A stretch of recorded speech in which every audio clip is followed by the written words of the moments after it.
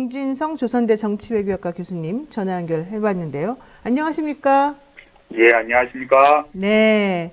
지금 총선 앞두고 최근 여론조사에서 이 조국혁신당 지지율 상승세가 두드러집니다. 그 동네에서도 얘기들이 많죠?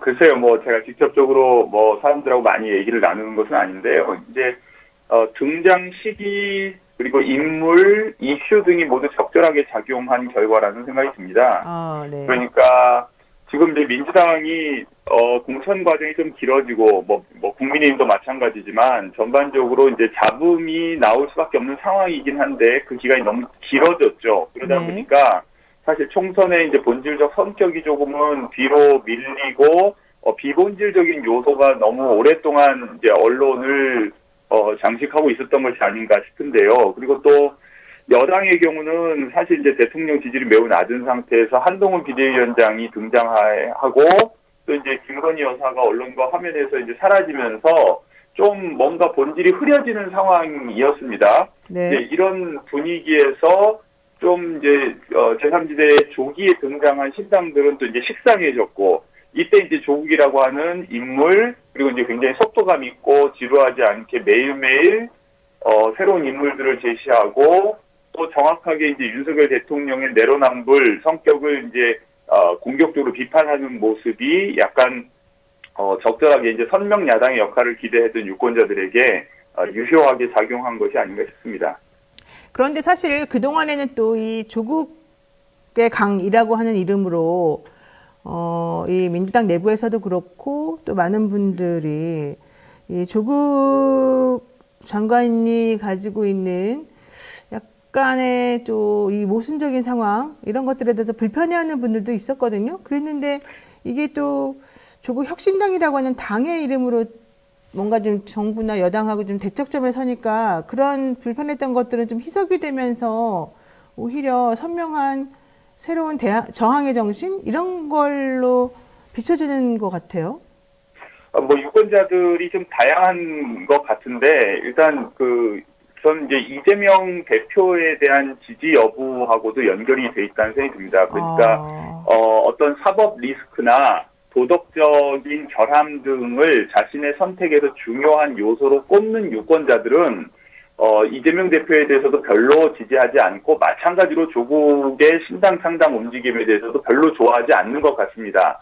그런데 이제 유권자가 정치적으로 의견을 표출하기 위한 도구로 정치인이나 정당을 선택한다고 보는 입장에서는 그 사람 개인이 어떤 도덕적인 리스크가 있건 사법적 리스크가 있건 간에 도구로서 쓸모가 있다면 얼마든지 이용할 수 있다고 생각하는데 지금 그런 의미에서 민주당이라는 도구가 쓸모가 여전히 있고 이재명 대표가 아직은 의미가 있고 또한 마찬가지 의미에서 조국이라고 하는 인물이 윤석열 정권을 비판하는 목소리를 내기에 적절한 도구라고 생각하시는 것 같습니다. 그렇군요. 자, 그러니까 지금 말씀하신 것하고 연결이 됩니다만은 이 민주당에서 그 공천 파동 내지는 여러 가지 다양한 목소리들이 나오니까 좀 뭔가 불만을 가지거나 실망을 한 사람들이 조국 혁신당 쪽으로 조금 마음의 문을 연 거 아니냐 이런 얘기들이 좀 있는 거거든요. 그럼 그 본질적인 불만이나 이런 것들은 정확히 뭡니까 그러면은? 근데 저는 이제 약간 공천 상황에서 이른바 비명 또는 친문계 유권자들이 이제 떠나서 오히려 조국 쪽으로 몰린 게 아니냐는 해석에 별로 썩 이제 동의가 잘 안 되는데 저는 이제 민주당에 대한 실망과 민주당에 대해서 답답한 건 좀 다른 것 같습니다. 그러니까 실망이라고 하는 것은 요즘 하는 걸 보니까 영 못마땅하다 이거 하고 뭔가 잘 못 싸우고 있고 할 일을 제대로 못하고 발목 잡혀 있는 상황이 답답하다 이거 좀 다른 것 같거든요. 그러니까 그런 의미에서 이제 조국 신당이 치고 나가는 모습에 조금 반응을 보이시는 게 아닌가. 그러니까 사이다에 대한 욕구 이런 것이 오히려 표출되고 있다고 저는 오히려 느끼고 이제 광주 지역의 지금 민주당 경선 과정 결과를 이렇게 보면 이게 지금 비명 반명 유권자가 이동하는 것이라고 보기는 좀 어렵지 않은가 이런 생각이 듭니다. 그렇군요. 자, 미디어 토마토 조사에 따르면 조국 혁신당을 지지하는 이들의 연령대가 40, 50대가 가장 많습니다. 근데 지금 사실 40, 50대는 전통적인 민주당 지지 연령대이거든요. 그리고 또 지역별로 보더라도 경기, 인천, 호남, 강원, 제주에서 이 조국 혁신당을 지지하는 퍼센테이지가 매우 높아요. 결국 조국 혁신당은 민주당 지지층, 강성민주 지지층이 옮겨간 거다. 민주당에게는 오히려 더 안 좋다. 이런 논리도 성립이 될까요? 어느 정도는 뭐 일리 있다고 생각합니다. 결과적으로 보면 분명히 이제 민주당을 지지하는 유권자층이 이제 분산되는 것이고, 그런데 이제 그 조국 신당을 지지하는 분들이 전부 다 애초에 민주당은 지지했을지 모르지만 민주당이 만든 위성정당을 지지했을 거라고 가정하기는 좀 어려워 보입니다. 그러니까 이제 비례투표는 예전부터 민주당 지지 성향의 유권자들이 분산 투자하는 경향을 보여왔고, 네. 근데 이제 그 분산 투자의 고려처로서 예전과는 상황이 많이 달라서, 예를 들면 녹색정의당이 그 표를 얻기가 좀 쉽지 않은 상황이고, 그리고 이제 비례위성 정당도 이제 두 번 반복되면서 다소 이제 만족도가 떨어지기 때문에도, 각자 이제 나름 고려를 할 텐데, 지금 조국 신당이 하나의 이제 선택지로서 고려되고 있는 정도고, 그런데 이제 말씀하신 것처럼 이게 이제 민주당 비례위성 정당으로 표가 몰리는 것에 어느 정도 이제 장애가 되는 것은 분명할 겁니다. 그래서 이제 비례의석 당선권이 이제 재조정될 수밖에 없어서 결국은 좀 시간이 지나면 이제 조정은 이루어질 거라고 생각합니다. 그렇군요. 사실 이제 가장 중요한 게 그 중도표를 얼마나 흡수할 수 있고 확장시킬 수가 있겠느냐 하는 건데요. 이 부분에 대해서 조국 혁신당 쪽 관계자들에게 물어보니까 우리들은 투표장으로 나오지 않는 사람들을 불러들일 수가 있다. 우리 당에 이 입당 원서를 낸 사람들의 분포를 보니 기존 민주당에 입당하지 않았던 사람들이 많더라. 이제 이런 얘기를 하더라고요. 뭐 가능성은 뭐 얼마든지 이제 있을 것 같고, 특히 이제 뭐 민주당의 과거 선거 승리 공식을 보면 어쨌든 최대한 많이 이제 투표율이 상승될수록 선거에서 유리했던 것은 사실이기 때문에 투표장으로 이제 더 많은 사람들이 나오는 것이, 심지어 이제 호남에서는 지역구 당락에는 투표율이 사실 거의 영향을 주지 않습니다만, 네. 그것들이 이제 비례대표에는 한 표 한 표 다 이제 의미 있게 영향을 주기 때문에 또 투표 참여율이 높아지는 것은 민주당으로서는 또는 이제 범진보 세력에게는 의미가 있다고 할 수는 있겠죠. 그리고 이제 조국 신당이 단순히 왼쪽으로만 유권자층을 공략하고 있는 것은 뭐 분명 아닌 것 같습니다. 그러니까 지금 중도 성향의 유권자들도 마음을 줄 곳이 딱히 이제 애매하게 없는 지금 상황이어서, 특히 이제 화이트 칼라, 고학력, 엘리트층이 조국 신당에 대해서 조금 반응을 보이는 측면도 있는 것 같고, 그리고 이제 과거에 이제 이른바 조국 사태 시기에, 네.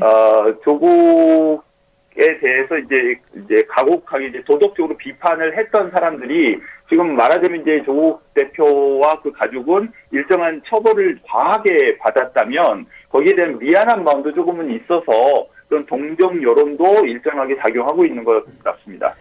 이거는 그냥 저의 개인 소견이긴 합니다만 요즘에 그 조국 혁신당은 사실은 검찰개혁 하나만 보고 간다 이렇게 해서 선명성 있게 뭔가 해보겠다라는 얘기를 했습니다. 근데 영입인사들을 제가 어제 6호까지 나왔나요? 살펴보니까 신장식 변호사 빼놓고 1호 인재 영입된 그 신장식 변호사 빼고 나머지 분들은 생각보다는 그렇게 전투력이 강해 보이진 않더라고요. 혹시 그런 거는 어떻게 생각하세요? 그렇죠. 그러니까 그 대중성은 좀 떨어진다고 생각합니다. 그러니까 네. 민주당이나 국민의힘에서 영입하는 인사들은 조금 더 이제 대중적으로 어필할 수 있는 사람들이라면 조국 신당에서 지금 영입하고 있는 인물들은 고학력 엘리트들이죠. 그런 점에서 오히려 예비 캐비넷에 가까운 성격을 가지고 있다는 생각도 들고, 그러니까 그렇기 때문에 이제 확장성 면에서 좀 한계가 있을 수는 있겠고, 특히 제가 이제 학교에 있다 보니까 2030 학생들에게 물어보면 사실 조국 신당에 대해서 아무런 관심이 없습니다. 그러니까 이제 4050 이제 과거 90년대 이후에, 그러니까 8, 90년대 대학을 다녔던 분들에게 약간 더 영향을 주고 있는 것이 아닌가 싶습니다. 네, 어쨌든 뭐 예전에 문재인 대통령 시절에 인재 영입했던 거하고 좀 비슷하게 양상이 흘러가는 것 같아서 제가 한번 여쭤본 말이고요. 자, 호남에서 이낙연 대표 지금 새로운 미래 꾸리면서 또 출마 의사를 밝혔는데요. 이낙연 대표가 지금 꾸리고 있는 이 새로운 미래에 어떤 영향력을 가지고 있는지 한번 여쭤보겠습니다. 그 엠브레인 퍼블릭이라고 하는 매체에서 조사했던 바에 따르면 그 지지세가 2%대 정도밖에 안 되더라고요. 어떻습니까, 현실적으로는?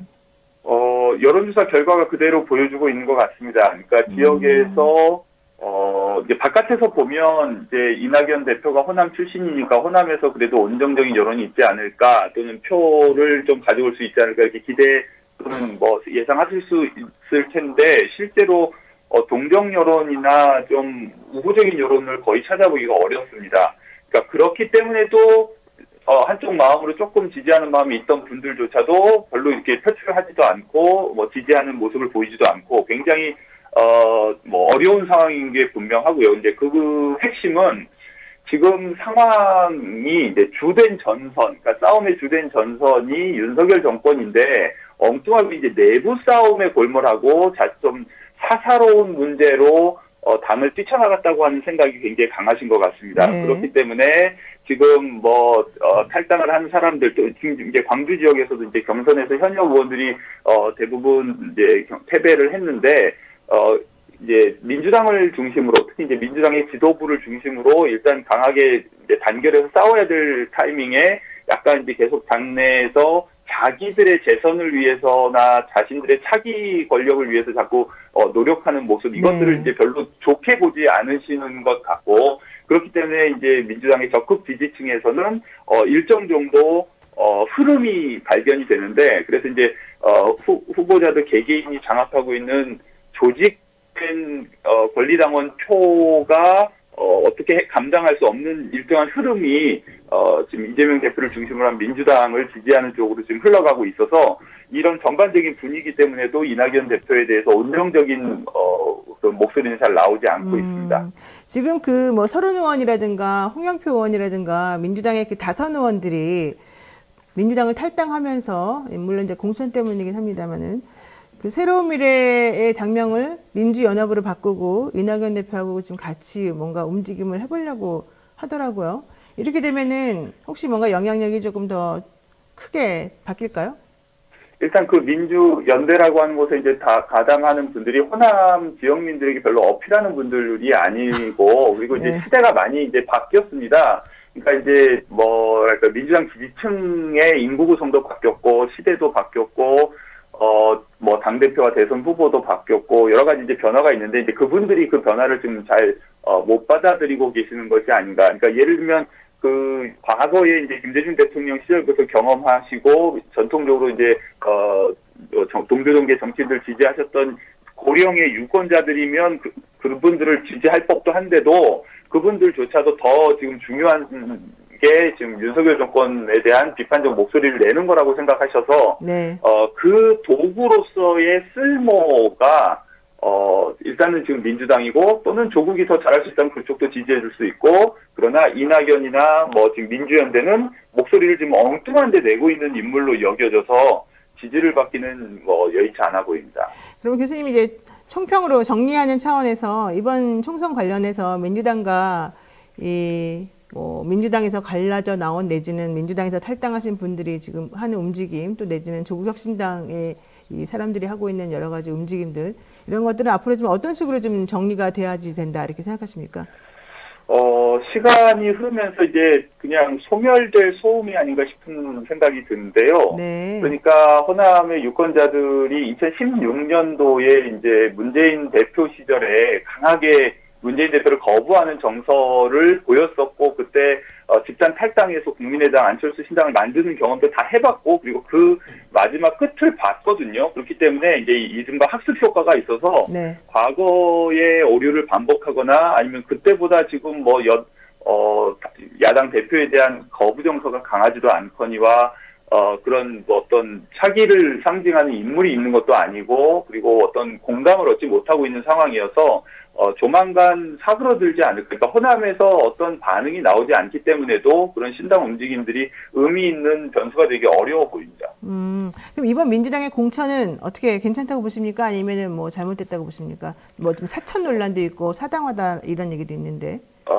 뭐 저는 개인적으로 이제 정당 내부에서 그냥 권력 투쟁에 불과하다고 생각하고, 그 잡음의 수준이 과거 이 호남 지역에서의 그 당내 경선 과정을 되돌아보면 특별히 심각한 상황은 아니고 오히려 좀 비교적 무난하게 진행된 것 같습니다. 지금 이제 광주는 거의 끝났고 이제 전남 지역이 시작이 되면서 좀 약간 뭐 소음들이 많이 들리긴 하는데 늘 있었던 일이고요. 그런 의미에서 뭐 특별히 사사로운 방식으로 공천이 진행돼서 논란이 이번에 특별히 더 일고 있다고 생각하지는 않습니다. 네, 알겠습니다.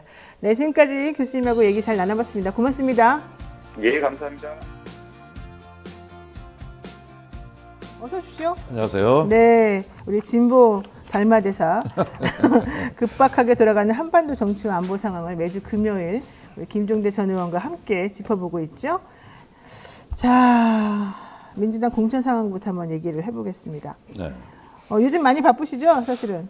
사실 많이 바쁘죠. 돌아다닐 지역이 많습니다. 왜 이렇게 돌아다니시는 거예요? 뭐 정치 나가시는 것도 아니면서. 아니 뭐 제가 나가는 건 아니고 네. 뭐 여기저기 좀 개혁적 후보의 동향이 몹시 관심사고 이제 추후에 저 같은 경우는 22대 국회 국방위에서 대격돌이 벌어지기 때문에 그렇죠. 거기에 누가 진출하느냐가 저한테 초미의 관심이죠. 이미 국민의힘 쪽은 뭐 최수근 상병 외압 세력이 다 공천을 받아놓은 상태. 그러네요. 뭐 신범철, 그다음에 임종득, 네. 안보실 2차장, 국방부 차관. 거기에다가 저 이종섭 전 국방부 장관은 해외로 빼돌리고. 네. 아니 뭐 이미 그림이 다 나왔어요. 그러니까 이걸 누가 돌파하느냐. 이런 게 굉장히 중요해요. 여기도 선수가 있어요. 그래서 지금 부승찬 후보가 고석 그 전 군사고등법원장하고 지금 맞서서 용인에서 싸우고 있는 거죠? 그렇습니다. 거기에다가 김병주 의원도 공천을 받았어요. 네, 이번에 경선에서 또 승리해가지고 그렇습니다. 김한정 의원 지역군가요, 거기가? 거기서 어쨌든 지금 승리하고 있습니다. 네. 그런데 국민의힘 후보하고 또 맞붙어서 싸워 이겨야지만 또 국회에 들어가는 거잖아요. 그러니까 이게 선거 과정부터 부승찬 후보 경우에는 고석 전 군사고등법원장, 윤석열 대통령 사법연수원 동기, 네. 이렇게 지금 하니까 이 선거 자체가 외압이냐 진실이냐를 가리는 하나의 어떤 선거가 돼버렸고. 선거 자체가? 그다음에 들어와서도 또 앞으로 저기 국방부나 대통령실하고 지금 싸워야 되는 입장이고 갈 길이 먼데 아마도 22대 국회 초반은 특검 국회가 될 겁니다. 최수근 상명 특검, 그다음에 김건희 여사에 대한 이제 종합 특검 이렇게 줄줄이 예정돼 있거든요. 그때 힘을 발휘하지 못하면 저는 그 22대 국회 초장의 기선 제압을 못하면은 이후에 3년간 정치 어렵다고 봐요. 이제 저 정권에서는 별짓을 다 할 건데 초기에 확실하게 기선을 제압해야 된다. 그리고 네. 저는 22대 국회에 어떤 그 야권이 주도하는 국회의 모습을 보여주는 상상력이 이 선거 과정에서 발휘돼야 된다는 거고, 그 다음에 그 조국 신당이 지금 굉장히 지지율이 높은데 네. 어차피 혼자서 교섭단체 구성은 못 하거든요. 목표가 10석이에요. 그러면은 비례연합당이라든가 녹색정의당이라든가 이런 제 야당이 별도로 공동교섭단체를 구성해야 된다. 이렇게 해서 그 2대 1의 구도로 교섭단체 둘이 국민의힘을 압박해 들어가는 이 국회가 가장 이상적이다.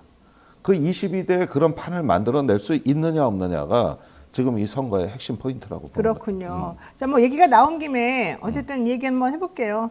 지금 해병대 새상병 순직 사건 관련해가지고 우리 의원님께서 아는 게 되게 많으시잖아요. 근데 어쨌든 그 내용 관련해서 이종섭 전 국방부 장관이 출국도 금지가 됐었었고 공수처에 수사도 받았었는데 이번에 호주 대사로 내정이 되면서 깜짝 놀랐어요. 우리 모두가 어떻게 출금된 사람 그리고 수사를 받고 있는 사람을 이렇게 호주 대사로 내정을 하고 오늘 또 출국을 시켜버리느냐. 이거 뭔가 도피시키려고 하는 거 아니냐. 이렇게 조직적으로 이런 의심을 안 할 수가 없는 상황이 됐거든요.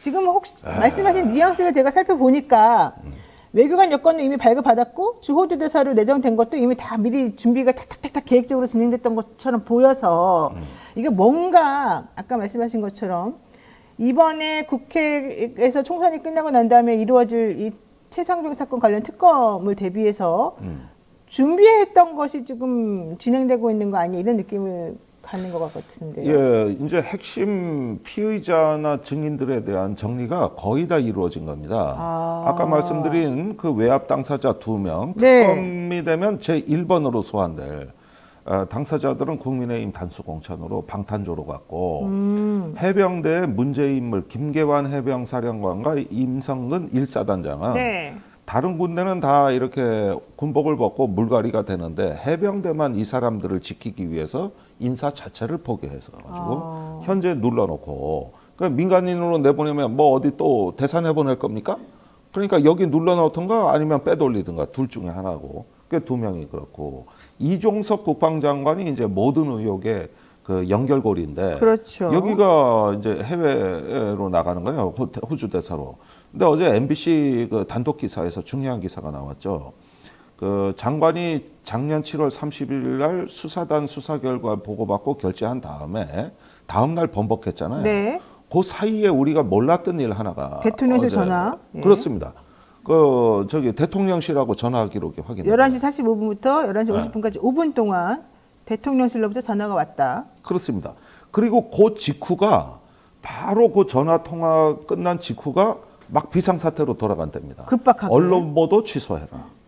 그다음에 이첩 보류해라. 이게 다 그 전화 이후 시간대에서 일어나고 그때 대통령실에 임종덕 휴가 갔던 임종덕 2차장이 전화를 해병대 사령관한테 하고 공직기강 비서실에 경찰에서 파견 나온 경정이 경북경찰청으로 전화를 하고 저기 모든 그냥 총동원 태세가 그게 이튿날까지 가는 거야. 8월 네. 2일 날까지도 이첩이 된 상황까지도 계속 이어지는 거거든요. 그러면은 저기 지금은 해외 출국할 때가 아니라 휴대폰 압수수색해 포렌식 할 때고. 그것도 아직 안 했어요?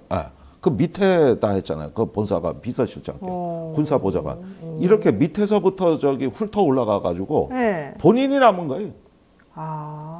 본인이. 네. 그랬는데 요 시점에서 약식 조사라고 출국을 내보내버렸어요? 아니 출국한다는 거 아니에요. 그러면은 이 얘기는 뭐냐면은 네. 여기서 저기 일단 합법적으로 공범 빼돌리기를 합법적으로 정부가 하는 거예요. 그러니까 내보내주는 느낌이 막 나네요. 그런지 안 그런지 모르겠지만. 예. 이런 식이고 이제 공수처가 그럼 수사하는 건 어떻게 된다는 얘기냐? 네. 공수처장 바뀝니다. 그러니까요. 공수처에 지금 남아있는 사람이 없어요. 그리고. 예. 그리고 저 대통령 우검해라고 친목회원 검사로 바뀝니다. 공수처장이 예. 옛날에는 공수처를 그렇게 반대했던 사람을 막 올리려고 하다가 그거 실패하고 나니까 이제는 여권에서 추천한 사람이 지금 올라가고 있어요. 그렇죠. 그러면은 이런 일련의 흐름, 공천, 대사로 해외 도피, 그다음에 공수처장 교체 이런 일련의 사안을 우리가 하나의 시퀀스로 모아서 보게 되면은 윤석열 대통령 방탄 체제가 완결됐다는 거예요. 아니, 이후에 있을 특검에 대비한. 네. 네. 이거 너무 심각한 상황인데 왜 이렇게 사람들이 공수처에 무관심하고 왜 야권에서는 야당에서는 왜 공수처장에 신경 안 써요? 야당이 만들었잖아요 공수처를. 그러니까 왜 신경을 안 써요, 근데? 뭐 민주당이 뭐는 똑바로 합니까? 여보세요. 그런데 이제서야 이제 그 선거 중에 이제 조금 분위기 쇄신이 되고 있는 거지 뭐.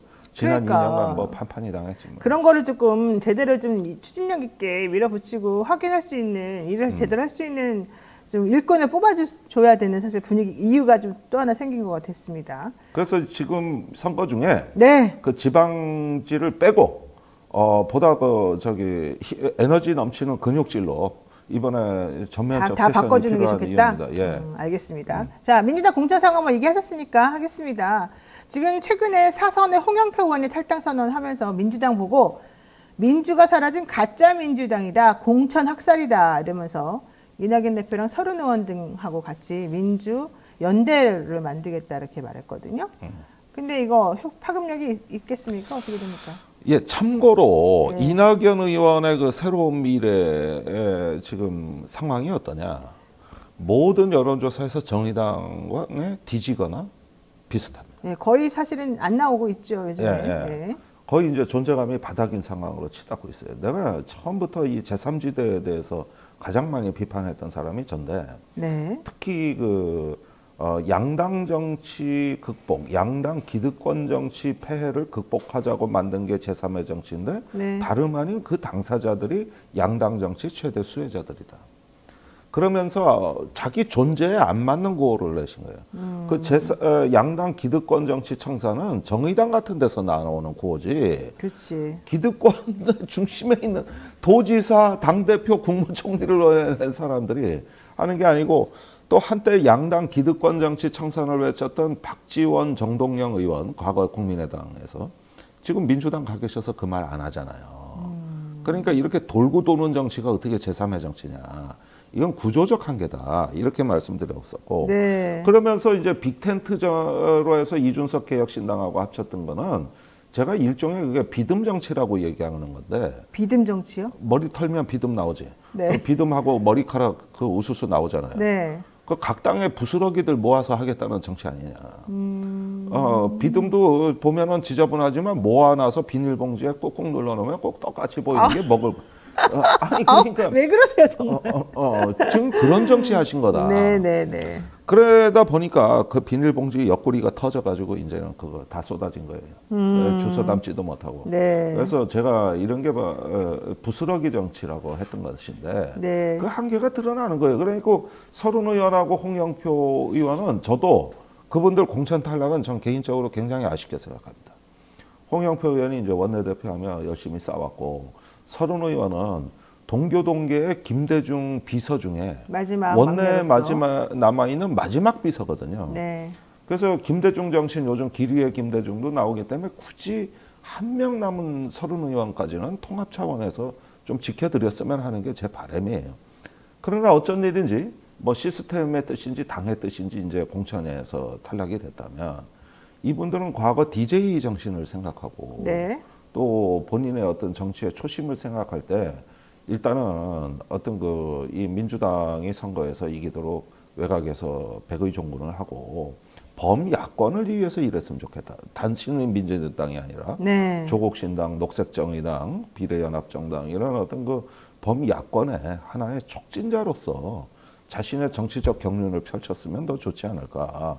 근데 새로운 미래는 민주당의 부스러기란 말이에요. 그런 면에서 굉장히 잘못된 선택이고 구차한 결과가 아닐까 하는 생각이 들어요. 알겠습니다. 네, 자 민주당이 결국 이제 계파 갈등 이런 것들 때문에 공천 과정에서 파열음이 조금 났는데 혁신형 통합선대위원장이 등장하면서 결국 이것이 좀 봉합되지 않겠냐라고 얘기합니다. 그러면서 다음 주부터 이해찬 전 대표, 이탄희 의원 이런 분들이 이 선대위에서 활동하면서 뭔가 좀 분위기를 바꿔주고 하나의 몸짓으로 목소리를 내면서 움직여질 수 있겠다 이런 얘기 좀 나오거든요. 네. 어떻게 보십니까? 유시민 장관 얘기도 좀 거론이 되는데 유 전 장관은 여기 참여할지 안 할지 솔직히 좀 미지수이긴 합니다. 예, 이분들이 다 지금 미지수예요. 아, 다 미지수예요? 이해찬 전 대표는 오케이 된 거 아니었어요? 아니 근데 이해찬 대표는 2020년 총선에서 굉장히 불안한 선거를 180석 네, 엄청 압승으로 잘했죠. 네. 이끌었던 전례가 있죠. 그러나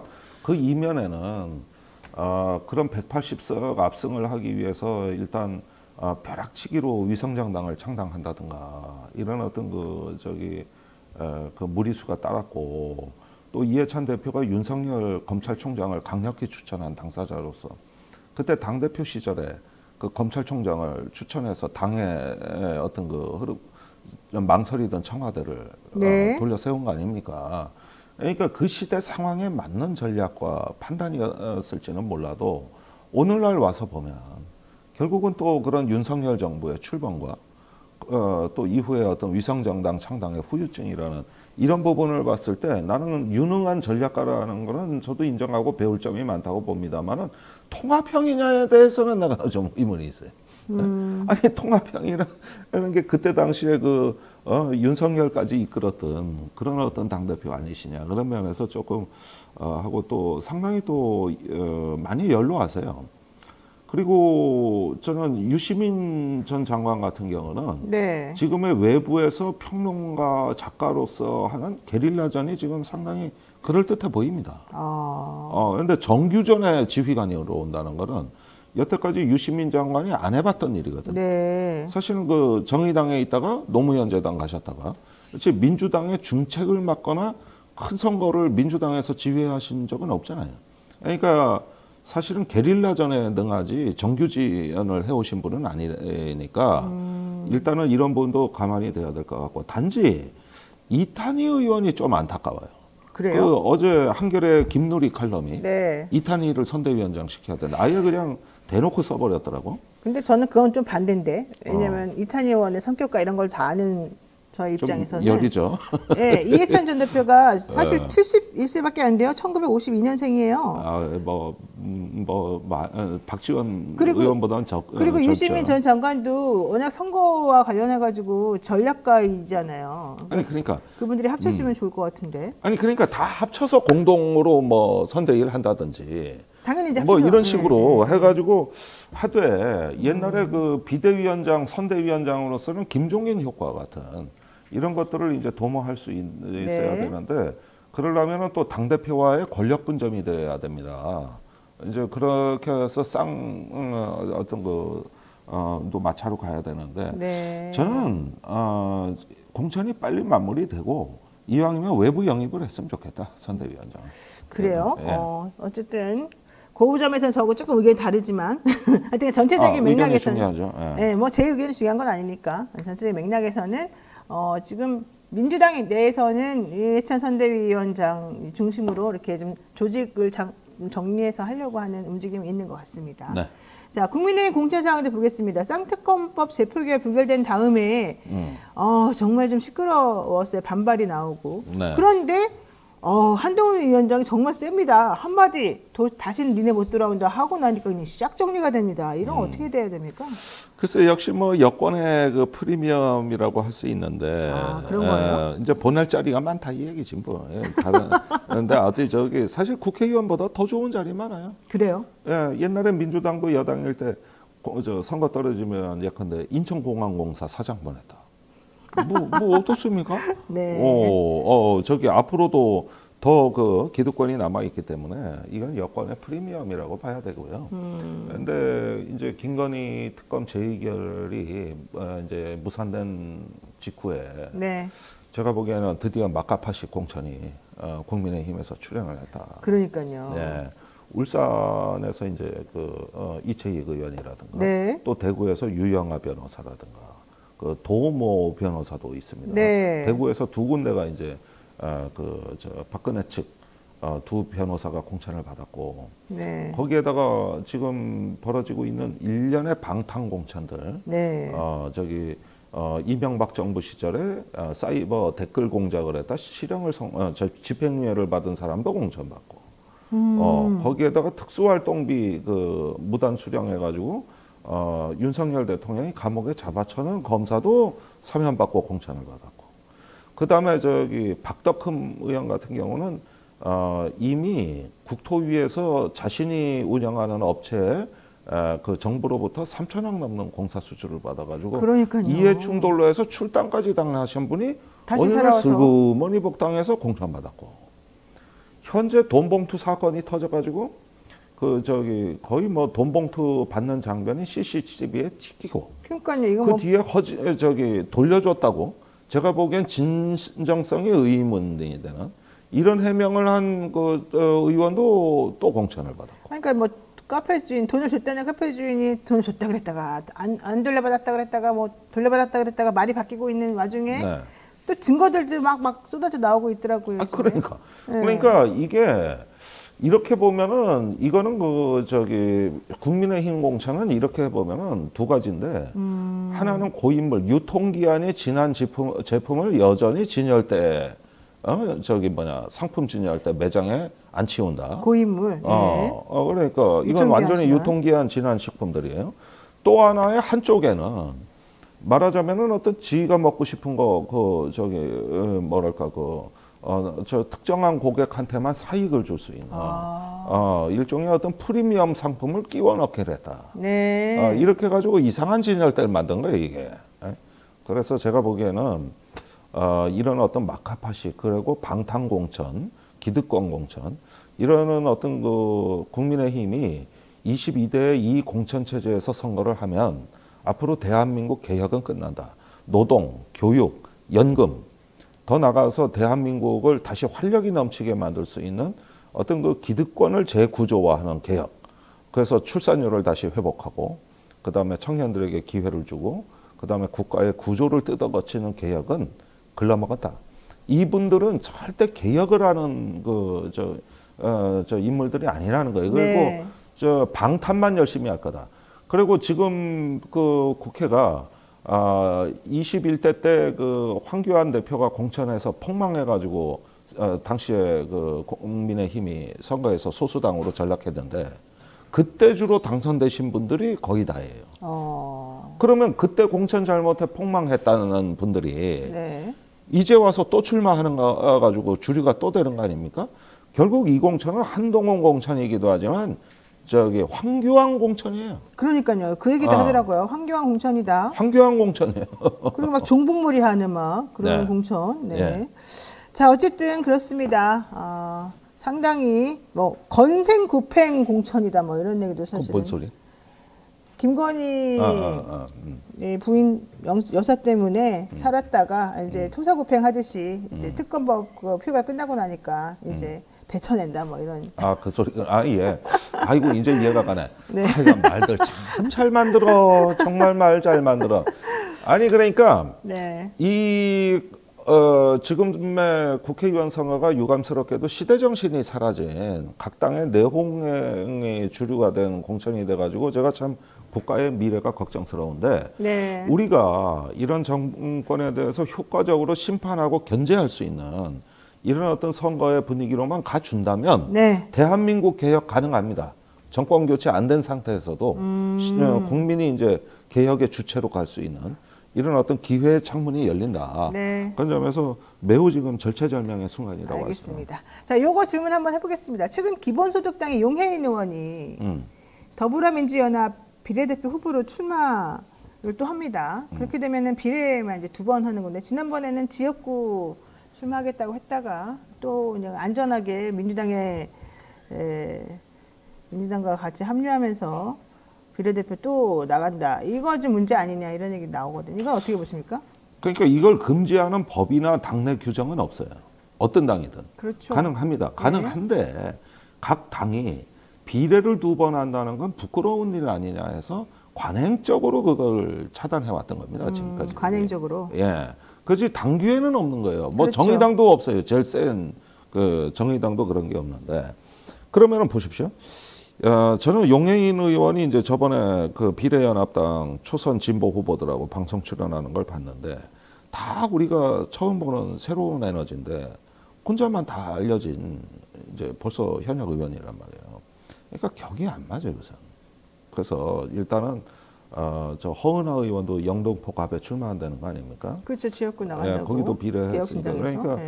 이랬을 때 조금 당선 가능성을 우려로 했다면은 좋은 인재를 비례에 추천하는 게 맞고 본인은 격전지로 갔었어야 된다. 이런 것들이 이제 정치의 정도죠. 다만 기본소득당의 의원 한 명인 당인데 이런 문제들까지 따질 여유가 있었을까 한편으로 이해는 가요. 오죽했으면 그럴까. 그러나 처음부터 비례연합당에 참여했던 구도가 이거였나? 네. 처음부터 이게 계획이었나? 네. 이렇다면 조금 더 책임 있게 태도를 취해야 하고 아니면 사과라도 해야 될 것 같습니다. 알겠습니다. 마지막 하나만 여쭤보겠습니다. 윤석열 대통령이 민생토론회라는 이름으로 계속해서 지금 선거 개입하는 거 아니냐 이런 의심을 지금 받고 있습니다. 민주당에서는 공직선거법 위반 혐의로 고발하겠다고 밝혔고요. 네. 기존의 대통령이 뭐 어디 한 군데만 가도 정말 엄청나게 비난을 해대던 언론에서는 여기에 대해서 또 18번이 넘게 지금 가고 있는데도 아무도 말을 안 해요. 참네. 아니 국가가 완전히 거덜날 일이 저 뭐 민생 토론에 거의 천조에 해당하는 돈을 막 다 풀었다면서요. 아니 그리고 어디 가도 똑같아요. 산업단지, 철도, 공항.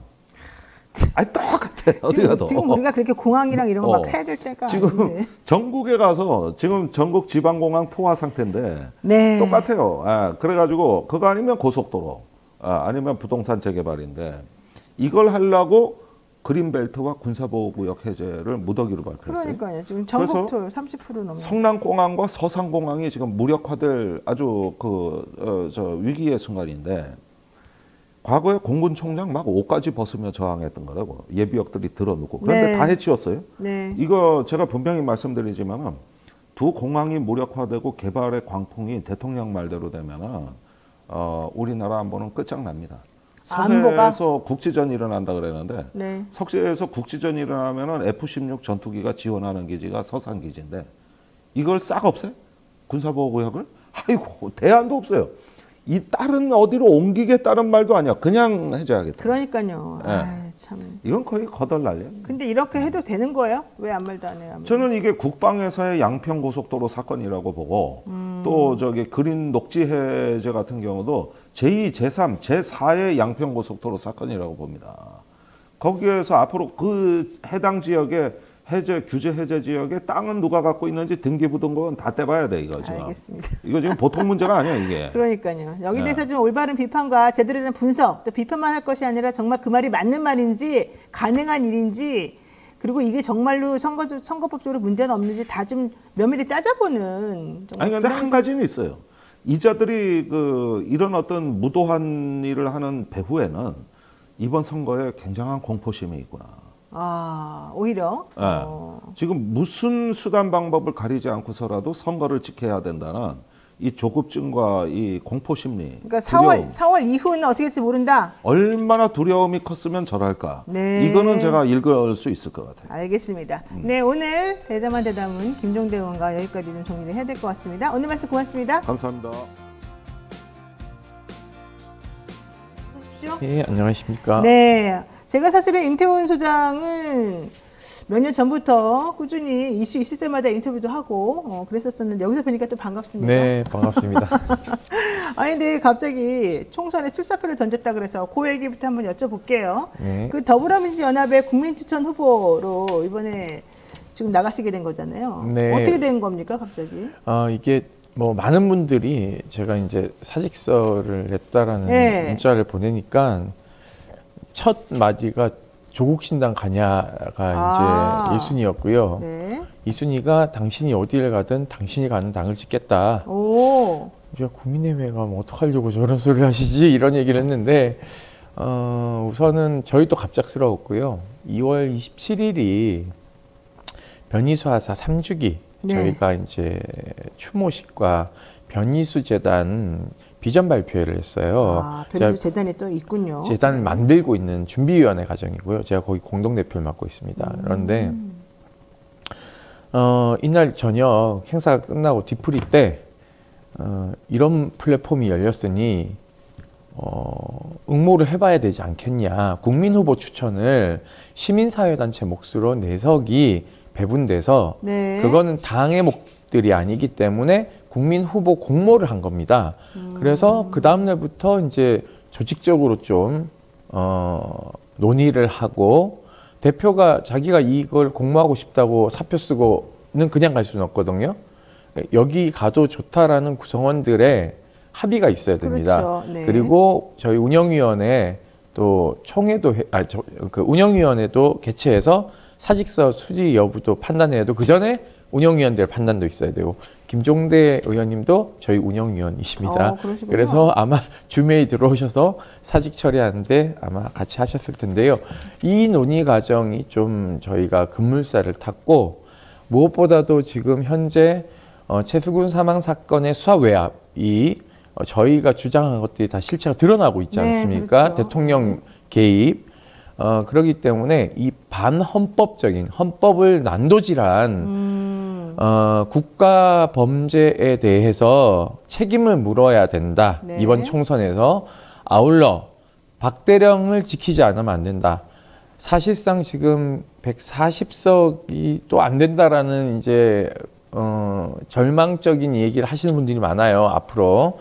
그렇게 되면 박정훈 대령이 현재 군사 재판을 받고 있지 않습니까? 네. 박 대령이 감옥을 갈 수도 있다라는 판단도 있는 거예요. 그래서 제가 나가서 박 대령을 지키고 무당한 정권에 대해서 맞서 싸우겠다라는 이제 결론에 도달하게 된 겁니다. 지금 이번에 그 나가시는 분이 고상만 그분도 나가신다고 제가. 고상만 전 조사관은 1차 12명에 포함되지 않으셨습니다. 포함된 사람이 있고 또 안 된 사람이 있고 그런 네네. 거예요? 그러니까 남자 6명, 여성 6명이 이제 3월 10일 오전 1시부터 공개 오디션을 통해서 유튜브를 중계를 하면 문자 투표를 인기 투표하듯이 국민 경선 이렇게. 예, 맞습니다. 그래서 모든 국민들이 투표에 참여할 수 있습니다. 12분 중에서 4명 안에 들어야지 비례 네. 후보로 되는 거예요? 예, 그리고 남녀가 번호 배치가 다르지 않습니까? 그렇죠. 그러니까 여성 1번은 비례 전체에서 1번을 주기로 했고요. 남자 1등은 12번을 주기로 이미 확정이 됐기 때문에 어머나. 제가 남자 1등을 해야 당선 가능성에서 간당간당합니다.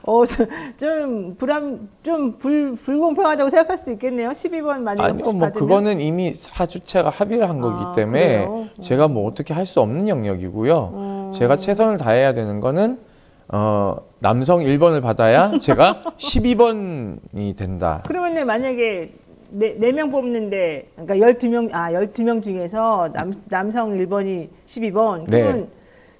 두 번째를 받으면 어떻게 되는 거예요? 몇 번이 되는 거예요? 한 20번대로 밀려나는 거죠. 야, 되게 예. 어렵네요. 네, 그렇습니다. 알겠습니다. 어쨌든 잘 되시기를 바라고요. 네, 이게 인기 투표가 20점을 차지하기 때문에 5,000표를 제가 5,000명의 국민으로부터 선택을 받아야 20점을 가져가고 전화 여론조사 방식의 100명의 무작위는 30점을 가져가고요. 심사위원회가 36명으로 구성되어 있는데요. 이분들이 50점의 가점을 줍니다. 야, 되게 복잡스럽네요. 네. 어쨌든 여기서 좀 좋은 후보가 잘 걸러지기를 네. 참 바라겠습니다. 많이 도와주셔야 됩니다. 그러네요, 진짜. 자, 군 인권 관련해서 어쨌든 많은 일을 해오셨기 때문에 이번에 좀 잘 되셨으면 좋겠다. 그러면은 지난해 이제 7월 구명조끼 없이 실종자 수색 작업에 투입됐다가 숨진 최상병 사건 벌써 8개월이 지났는데 네. 박정훈 해병대 수사단장에 대한 재판이 2번이나 열렸어요. 거기 지금 참석하셨었죠? 예, 이 재판은요 사실상 윤석열 대통령과 이 네. 수사 외압한 사람들이 다 재판대에 서서 본인들이 수사 외압을 했는지 안 했는지를 밝혀야 되는 건데 이게 네. 거꾸로 됐어요. 그러니까 정의를 밝히고 진실을 밝히고자 하는 자의 목을 비틀어서 사실상 그때 구속시키려고 하지 않았습니까? 네. 다행히도 저희들이 또 이제 검사의 녹음 파일을 공개하면서 네. 박 대령의 구속을 정말 막았는데 그 당시 군사법원에서 구속영장 발부되지 않을 거라고 생각하는 사람은 5%도 안 됐습니다. 그러니까 구속되는 거였고 제가 전날 밤 박 대령님하고 통화를 하면서 네. 박 대령님이 군사경찰 병과장이기도 하고 네. 수사단장이니까 사실상 군대 내에서 영창이나 군 구금시설 다 관장했던 분이에요. 네. 본인이 수갑 채워서 그런 곳에 이제 범인들을 넣었던 사람인데 본인이 역으로 수갑을 차고 그 소위 말해서 남한산성이라고 하는 국군교도소를 간다고 생각을 해보십시오. 이거 너무 참 어떻게 보면 이 멘탈이 무너지는 그렇죠. 일이거든요. 네, 네. 그래서 제가 그 전날 드릴 말씀이 이게 이제 구속이 되면 잘 아시겠지만 이 공간이 분리되지 않습니까? 그럼 사람 만나는 게 제한되기 때문에 그렇죠. 어떤 사람도 사실상 거기 안에서는 정말 멘탈 잡기가 어렵거든요. 그래서 제가 또 감옥을 갔다 와봤지 않습니까? 먼저 얘기를 했죠. 수갑 차면 기분 더럽다. 그리고 감옥 가면은 상당히 무너진다. 일상이. 그렇기 때문에 멘탈 관리 잘 하셔야 된다라는 얘기를 했었는데 오후 6시 김정미 변호사와 국방부 대통령실 문하고 같이 쓰거든요. 그쪽 후문요. 거기 걸어 나오는데 저희가 처음엔 잘못 받는 줄 알았어요. 그렇게 걸어 나와서 김정민 변호사하고 저하고 박 대령하고 이렇게 포옹하면서 잠시 울었습니다. 사실. 아이고, 사실 기가 막힐 일인 거죠. 지금 재판은 공정하게 진행되고 있다고 보세요? 군사법원이지 않습니까? 상관이 국방부 장관이에요. 아니, 노 변호사님 잘 아시잖아요. 그러니까 서울중앙지법에서 재판을 하면 상관이 대통령은 아니지 않습니까? 적어도 법원장이 계시고 그 위에 대법원장이 계시지 않습니까? 여기는 상관이 국방부 장관입니다. 그러면 이 재판이 공정할까요? 신원식 장관인데요. 그러니까 그래서 이게 제가 국회를 만약에 들어가면 군사법원도 없애야 된다는 얘기를 하는 겁니다. 왜냐하면 85개의 군사법원을 네. 5개로 저희가 없앴어요. 권역별 5개로 했고 항소심인 고등군사법원을 없애고 모든 항소심 재판은 서울고법에서 민간 법원에서 재판을 진행하게 됩니다.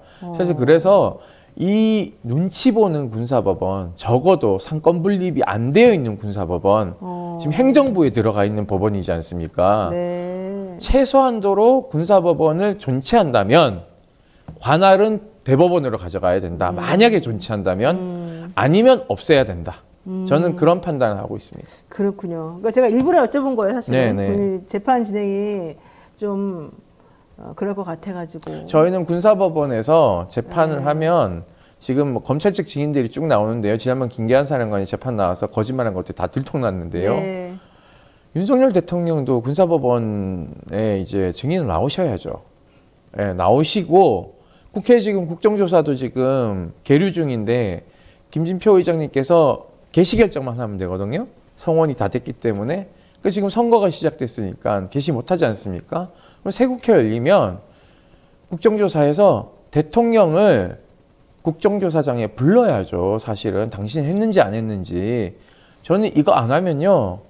워터게이트 사건이라고 생각해요. 멀쩡하게 수사를 잘 하고 있었고 구명조끼를 입지 않고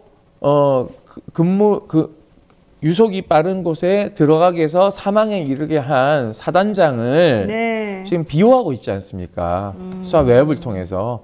저는 이거는 뭐 중대 범죄라고 생각하고 있습니다. 그래서 대통령이 형사처벌도 가능하다 이렇게 생각하고 있습니다. 그러니까 이게 특검법으로 발의가 되고 결국 국회 이제 패트까지 안건이 지금 올라가 있는 건 전부 다 대통령실 개입 여부 때문인데. 네, 맞습니다. 이게 결국은 부인을 계속 하고 있지만.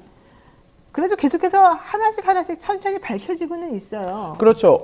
어제 MBC 단독 보도를 네. 보면 저희가 이제 예상했던 것들이 다 이제 맞아떨어지고 있거든요. 그래도 신기한 게 그렇게라도 밝혀지는 게 어디예요, 그게? 그러니까 세상이 바뀌었죠. 세상이 바뀌었는데 저 사람만 세상이 바뀐 줄 모르고 디올백 명품도 받고 뭐 50억 클럽도 그렇고 그러니까 이게요. 이종섭 장관이 공수처로부터 출국금지 당했다는 걸 뻔히 알지 않습니까? 호주대사 임명하면 인사검증을 하잖아요.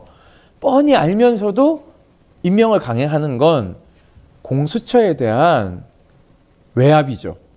수사 외압. 나는 너네가 출국금지를 했어도 난 모르겠고 네. 호주대사 출국시킬 거야. 그러니까 출국 해제해. 금지한 거. 네. 이 수사 외압이죠. 그리고 또 하나는 범인 도피 은닉도 저는 성립이 될 거라고 생각하고 있습니다. 오늘 오후 6시 대한항공 편으로 네, 호주 시드니로 네. 출국을 한다고 합니다. 그러니까 결국은 범인을 해외로 빼돌려서 3년 동안 보호하고 있는 것이고 그리고 또 이 공범 신범철 국방부 차관은 천안 갑의 단수공천을 받았고 네. 그리고 임종득 전 국가안보실 2차장은 네. 제 고향인 경북 영주에 단수공천을 받았습니다. 공교롭게도 제가 군인권센터 소장을 사임하는 날 임종득 씨가 공천을 받았고 제가 출마 선언하는 월요일 날 이종섭 장관이 호주대사 임명이 됐더라고요. 그래서 뭐 이렇게 도망가는 모습을 보여주는 게 과연 정권을 바라보는 국민들의 시선을 오히려 더 의욕적으로 증폭시킨다. 네. 저는 그렇게 생각을 하고 있습니다. 그러니까 신범철 국방부 차관, 임종득 국가안보실 2차장 이제 전에 했던 그런 직함을 가지고 있는 분들이 사실은 이 최수근 상병 사건의 핵심 포인트들이고 국방부 이종섭 전 국방부 장관도 호주 대사로 가는 분도 사실은 이 세 명의 핵심인데 이분들은 네네. 다 하필이면 왜 이번에 공천 주고 해외를 내보내고 왜 급하게 이렇게 할까? 이제 2라운드를 준비해야 되는 거죠. 국민의힘이 2라운드를 착착 준비하고 있습니다. 2라운드는 뭐예요, 그러면? 이들의 공범들에게 방탄조끼를 입혀서 대통령의 호위무사를 시키는 거죠, 국회에서. 이 사안에 대해서. 그러니까 아마 그런 각본이 다 짜여져 있을 겁니다. 김건희 여사에 대한 명품백 수수와 관련돼서는 그걸 지킬 만한 호위무사들, 그 이제 주로 검사 출신이겠죠.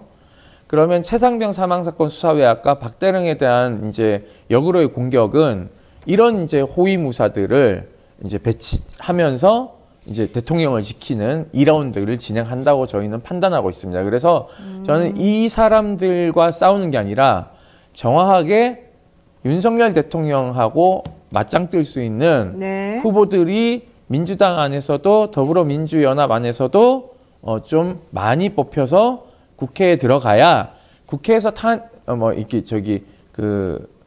특검이 통과되지 않는다 했을 때 지금 네. 뭐 거부권 행사하고 있으니까요. 네. 우리도 제2라운드를 다른 방식으로 준비해야 된다. 의회 안에서만 갇혀 있으면 안 된다. 네. 저는 그런 생각을 가지고 있습니다. 박근혜 탄핵 당시 의회의 논리만 작동하진 않았거든요. 의회의 논리와 네. 광장의 논리와 시민의 논리가 같이 작동됐기 때문에 탄핵이 가능했다. 저는 그렇게 생각을 하고 있습니다. 알겠습니다. 네, 시간이 여기까지 좀 허락이 되기 때문에 오늘 좀 준비한 내용 다는 못하고 여기서 좀 정리해야 될 것 같습니다. 지금까지 임태훈 전 군인권센터 소장과 함께 이야기 나눠봤습니다. 고맙습니다. 감사합니다. 최진묵에서 모시겠습니다. 어서 오십시오. 예, 안녕하십니까. 네, 제가 너무 소개를 좋게 해줘가지고 본인이 좀 너무 아니, 들떠 있어서 제가 좀 아니, 다운시켰습니다. 뭔 소리야? 댓글을 이렇게 좋아하는 좋아한다고. 분도 있고 싫어하는 사람도 있다고 뭐 소개했잖아요. 그렇긴 하죠. 맞잖아요. 네. 노영희 변호사 좋아하는 분도 있고 싫어하는 분도 있잖아요. 그렇죠. 그렇죠. 아무도 나 그렇게 소개하지 않아요. 좋아하는 사람만 소개하시잖아요. 나는 내가 나의 그 기쁨을 위해서 그냥 좋은 말만 해주고 있어요. 자, 하루도 조용할 날 없고 하루도 자기 자신을 사랑하지 않는 날이 없는 최진묵 교수님. 사실은 우리는 남들이 날 안 사랑하거나 말거나 자기를 사랑해야 됩니다. 예. 그런데 사랑할 일이 별로 없네요, 점점. 그래도 그냥 우리끼리 잘 사랑하고 그냥 서로 도와주고 밀어주고 끌어주고 합시다. 알겠습니다. 어쩔 수 없습니다. 며칠 전 3.1절이었습니다. 예, 3일절이었죠. 진짜 행안부가 105주년 3.1절을 맞이해서 홍보 포스터 만들었죠. 네. 야, 이번에도 우리를 역시 실망시키지 않는군요. 행안부 정말 대단합니다. 하얼빈 임시정부 훈민정음 이미지, 이 서문 이미지를 만들어서 게재를 했는데 네. 이거 난리 났습니다. 설명 좀 해주세요. 아니 이게 이제 화면에서 나오네요. 저기 저렇게 돼 있는데요. 저기 내용을 읽어보면 이렇게 돼 있습니다. 1919년 3월 1일 만주 하얼빈에서 시작된 대한민국 임시정부래요. 대한민국 임시정부가 하얼빈에 시작된 게 아니에요. 대한민국 임시정부는 상하이에서 시작됐거든요. 그리고 4월에 그러니까 3.1 운동이 일어나고 그 기폭제가 돼서 4월에 중국 상하이에서 임시정부가 시작이 됐어요. 근데 이거 저 정부에서 만든 거잖아요. 이게 딴 데서 만든 것도 아니고. 하얼빈은 안중근 의사가 이토 히로부미의 죽인데. 그렇죠. 아니 이게 팩트 체크는 일도 안 해. 어떻게 이렇게 그리고 이게 그냥 개인이 올린 것도 아니잖아요. 정부가 진짜. 공식적으로 3.1절을 맞이해서 이걸 올린 건데 이 내용이 틀려. 사실관계가 아니 이게 대체 이런 식으로 어떻게 만드는지 제가 이해를 못해서 그래서 조국 대표가 조국 혁신당 대표가 처음에는 가짜라고 생각했다. 정신당한 건 아닌가라고 했고 또 노무현 정부 때 행안부 장관 했던 김두관 의원이 뭐라고 얘기했냐면요. 기가 막혀서 말이 나오지 않는다. 도대체 제정신이냐며 전직 장관으로서 부끄러움을 느낄 수밖에 없다. 지금 이상민 장관이에요. 이상민. 뭐 하는 분이에요 이분은 대체. 아니 어떻게 3.1절을 기념해서 정부가 공식적으로 내는 메시지에 사실과 다르게 얘기했냐. 이건 역사를 제대로 모르고 있는 거잖아요. 이건 행안부에 일하는 사람들, 일하는 정부라고 얘기할 수는 없겠지만 이걸 만든 분, 또 장관은 대체 책임을 져야 되는 거 아닙니까? 이렇게? 네. 역사적 사실마저도 제대로 적시를 못하는 그런 정부의 그런 행안부가 이 나라에 필요한 건지 저는 모르겠습니다. 성일정 의원이 얘기한 거 들으셨죠? 네. 들었어요? 네. 이토 히로부미. 이토 히로부미 예의 바르고. 이게 뭐가 국민의힘이나 대한민국 정부나 이 윤석열 정부나 뭐가 다 어떻게 그런 말이 나오죠? 예의가 발라서 우리나라를 그따위로 하는 사람이 우리가 뭐 칭송을 하고 아예 가서 그냥 영웅으로 그걸 하지 왜 그래요? 그분이 또 했던 일이 뭔지 아세요? 뭐요? 후쿠시마 오염수 그 국민의힘 TF 단장인가를 했어요. 네. 그래서 일본의 뭐 입장을 대변하는 듯한 그런 발언을 했던 사람이에요. 뭐가 똑같다고 저는 생각해요. 그러니까 똑같아 뭐가 이렇게 다르지 않고 그냥 일관성이 있어요. 예? 뭐 별로 위험하지 않다 이런 식의 발언을 했던 분이 이토 히로부미를 또 좋은 예로 그것도 우리나라 학생들의 장학금을 수여하는 장소에서 그런 얘기를 해요. 이게 있을 수 있는 일인지 모르겠습니다. 3일 서산장학재단 장학금 전달식에서 학생들을 격려하면서 미국이 일본을 무력으로 굴복시켰을 때 일본의 작은 도시 하기에 있던 청년 5명이 영국으로 유학을 다녀오겠다며 주 정부에 장학금을 요청했다. 법적으로 장학금을 줄 수 없자 재정국장이 금고 문을 열어둔 채 나갔고 알아서 꺼내가라는 거겠죠. 청년들은 금고를 갖고 영국으로 가서 공부를 하고 왔다. 그렇게 공부하고 돌아와 해군 총사령관 등을 했는데 그중 한 사람이 바로 이토 히로부미다. 그러니까 훔쳐서 가져가서 그 돈으로 공부하고 왔다는 거죠. 그중 한 사람이 이토 히로부미였다. 이어 다음 세대를 키울 장학제도가 없을 때 재정국장이 금괴를 훔쳐갈 수 있도록 만들어주고 이토 히로부미 등이 그 금괴를 공부하고 난 뒤에 일본을 완전히 개발시킨 것이다. 학생들에게 지역사회가 여러분을 응원하고 있다는 것을 늘 기억하고 미래의 조국을 위해 어떤 역할을 할 것인지 진지하게 고민해달라면서 이렇게 이토 히로부미는 예의 바르고 훌륭한 사람이다라는 얘기를 한 겁니다. 이게 지금 말이 됩니까? 이토 히로부미는 우리보다 먼저 인재를 이렇게 잘 키웠던 선례입니다. 라고 성일종이 얘기한 거예요. 3월 3일 날. 그러니까. 3월 3일 날. 네. 야, 미친 거 아니냐. 근데 이게 정부나 국민의힘 의원이나 뭐가 다르냐고요, 지금. 이게 제대로 역사인식이 안 되다 보니까 이 역사에 대해서 제대로 모르니까 결국은 우리나라의 역사를 왜곡하고 또 일본에 대해서 비판하는 입장을 내지 않는 그런 자세를 보이는 게 아니냐. 친일 정권입니까? 투데스테이 정권이? 우리가 지금 일본에 살고 있는 거예요? 일본의 속국이에요? 왜 이런 일이 한두 번이 아니라 여기저기에서 그냥 빵빵빵빵 터지고 있어요?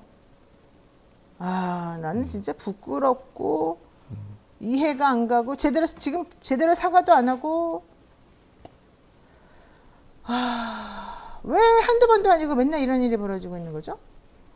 윤 대통령이 축사할 때도 또 문제가 있었죠. 그랬었죠. 3.1절 기념식 배경 긁기. 이거 정말 끔찍했습니다. 예. 그 뒷배경에. 지금 화면에 곧 나올 텐데 저거예요. 105주년 3.1절 기념식 자유를 향한 위대한 여정 대한민국 만세인데 왼쪽에 세 글자. 위아래로 딱 세로로 읽어보세요. 저희가 노란 색깔로 사실 표시를 해놨는데 보일지 모르겠어요. 자위대. 뭐 하는 짓입니까 지금 저게? 진짜 에? 이거를 일본 언론이 보도를 해서 마인치 신문이 일일 기사를 써가지고 이게 논란이 되고 있다. 정말 제정신들이 아니에요. 응? 이거 왜 이러는 거죠? 지금 우리 지금 진짜 이상한 말 하려고 그랬죠. 우리 근데 저는 이렇게 제가 생각해요. 엿을 좋아해요. 네. 알겠습니다. 이게 저는 지금 윤석열 정부에 들어있는 소위 이제 신민사관이라고 그러죠. 보통 우리가. 그러니까 뉴라이트 계열에 있는 이런 분들이 사실은 대통령실에 근무하면서 일본을 마치 우리나라를 침략해서 우리나라를 지배하면서 우리나라가 근대화 이루어졌다 이런 논리를 우리나라가 가지고 발전한 것처럼 그렇게 주장을 해요. 그런 기본적인 기저가 대통령실에 있기 때문에 이런 행동들이 나오는 게 아닌가 하는 생각이 든다는 거예요. 물론 이게 뭐 자기들을 일부러 만들었다 이렇게 얘기할 수는 없겠지만 주의를 해야 될 거 아니에요. 이걸 쓰더라도 세로로 읽으면 그런 글씨가 된다고 하면 이걸 피해야 되는 거 아닙니까 당연히? 딱 보여요. 그리고 그러니까요. 저렇게 크게 저 뒤에다가 저렇게 크게 글자를 쓰면서 이거 잘못하면 오해가 될 수 있겠다. 이거 이렇게 쓰면 안 되겠다는 생각을 해야 되는 거 아니에요. 근데 그러니까 국민들이 볼 때는 일부러 한 게 아니냐 이런 비판을 할 수밖에 없는 거잖아요. 강희자라는 분이요. 네. 교수님께 이걸 물어보네요. 뭘요? 친일이 어때서 그래요? 내가 뭐 과거 친일이 어떠냐고? 네, 과거 이미 다 지나갔잖아요. 당신들은 종북입니까? 이렇게 물어보는데. 종북? 종북 같은 소리 하시네. 이것 보세요. 친일이 괜찮다고요? 다 지나간 일이라고요? 그러면 만약 지금 누구신지 모르겠는데 본인이 어떤 피해를 당했어요. 피해를 당했는데 피해를 입힌 사람이 사과 한마디도 안 해. 배상도 안 해. 거기서 인정도 안 해. 그래도 넘어갑니까? 지나간 일이니까 괜찮아요? 어떤 사람이 지나가다가 어떤 피해를 당했어요. 폭행을 당하든 뭐 살인을 당하든 그런 일이 있었어요. 그 사람이 피해에 대한 보상도 안 하고 사과도 안 해요. 지금도 당당하대요. 괜찮대요. 그게 뭐가 잘못됐냐고 그래요. 그래도 괜찮습니까? 그럼 넘어가는 거예요? 지나간 일이니까? 종북이라고요? 뭔 종북이요? 아니 일본에 대해서 잘못된 만행에 대해서 비판하는 게 종북과 무슨 연관성이 있어요 대체? 아니 연관성 있는 걸 가지고 얘기를 하세요.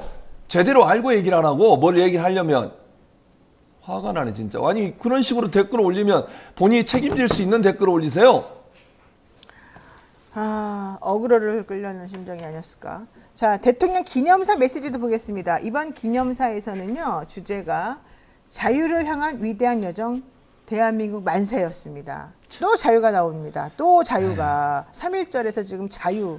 아니 자유 얘기 자꾸 하시는데요. 그럼 언론의 자유 보장해 주시나요 지금? 나중에 우리가 얘기 나누겠지만 방심이나 선방이나 지금 현재 심의하고 있는 언론을 심의하고 있는 심의기관들이 언론의 자유를 보장하고 있어요? 표현의 자유는 보장이 되나요 지금?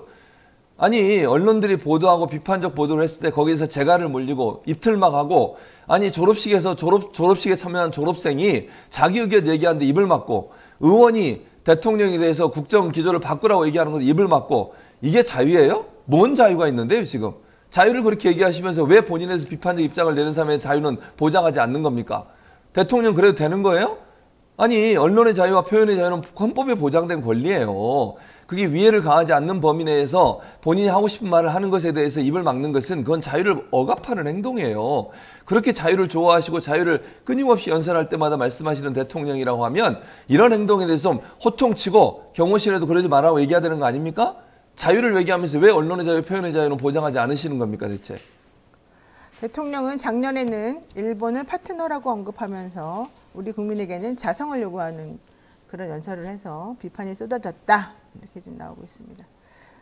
자, 이번에는 방송 관련해서 어떻게 지금 이상한 일이 벌어지고 있는지 어떤 논란이 있는지 한번 살펴보겠습니다. 요즘 계속해서 선방위 제재가 좀 너무 이상하다. 너무 지나치다. 도대체 우리가 어느 나라에 살고 있는지 이해할 수 없는 지경이 되었다. 여기저기서 탄식이 쏟아지고 있습니다. 우리 오빠 판소리님께서 우리 형님 화내는 거 처음 보네요 그러는데 아 이분은 우리 방송을 안 보시던 분이군요. 이분은 최지민 교수님 나오면 무조건 화를 한 10번 내고 나갑니다. 저는 화를 안 냅니다. 아까 저는 진짜 화가 난 거고요. 제가 목소리를 높이는 거지 화를 내는 건 아닙니다. 네. 근데 아까 그거는 진짜 화가 났어요. 아니 그 말도 안 되는 주장을 이렇게 하시면 안 돼요. 제가 다시 한번 말씀드리는데 아니 예를 들어서 자기의 정말 뭐 부모님이든 누구든 이런 분들이 피해를 당하고 끌려가가지고 막 그렇게 성노예로 피해를 당하고 끌려가서 강제 노동 당하고 이런 분이 있다고 생각을 해보세요. 거기에 사과 한마디 했습니까? 인정을 했습니까? 아니면 보상을 했습니까? 그런 사람에 대해서도 용서하고 넘어가라고요? 그냥 넘어가라고요? 말도 안 되는 주장이에요. 입장 바꿔놓고 생각을 해보세요, 제발.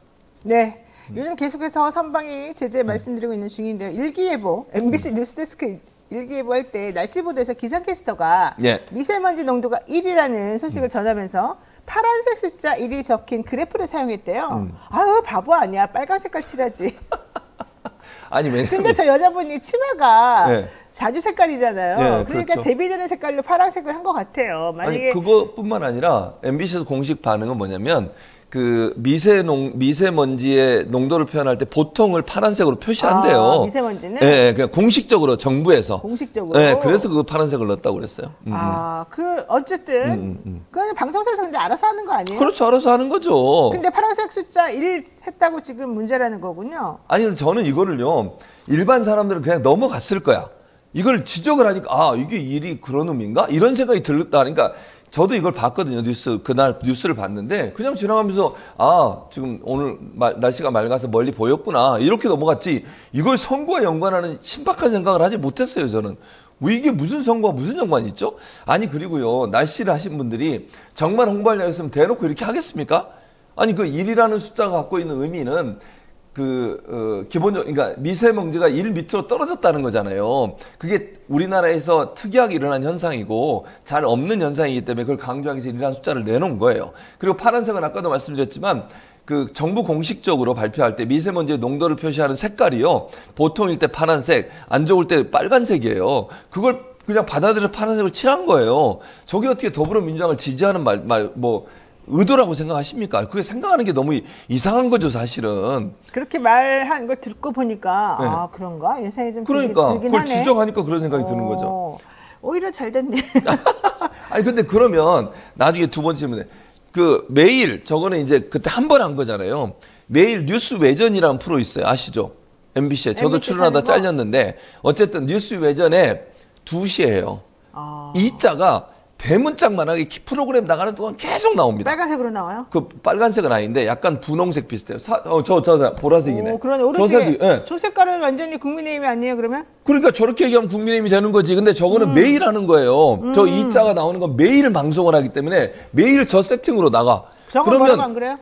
저건 뭐라고 안 그래? 웃기지 않습니까? 아니 날씨 저거는요 한 번 한 거예요. 한 번 한 거를 가지고 뭐 그 전에 예전에 했겠지. 근데 이 최근에 들어서는 한 번 한 거고 저 이자라고 하는 건요 매일 2시에 방송을 해요. 저게 뉴스 외전이라고. 아이고 그러다 보니까 옛날 거 생각나네요. 옛날에 TBS에서 김어준 씨가 항상 일합시다. 활동할 때 일 구독하시죠 뭐 이런 거 캠페인 했다고 혼나고. 그때 코로나 총선 때 의료진들이 파란 장갑 끼고 보통 파란 장갑이잖아요. 그렇죠. 이럴 때 일반적으로. 의사들 파란 장갑 끼었다고 그 장갑 버리라 그러고.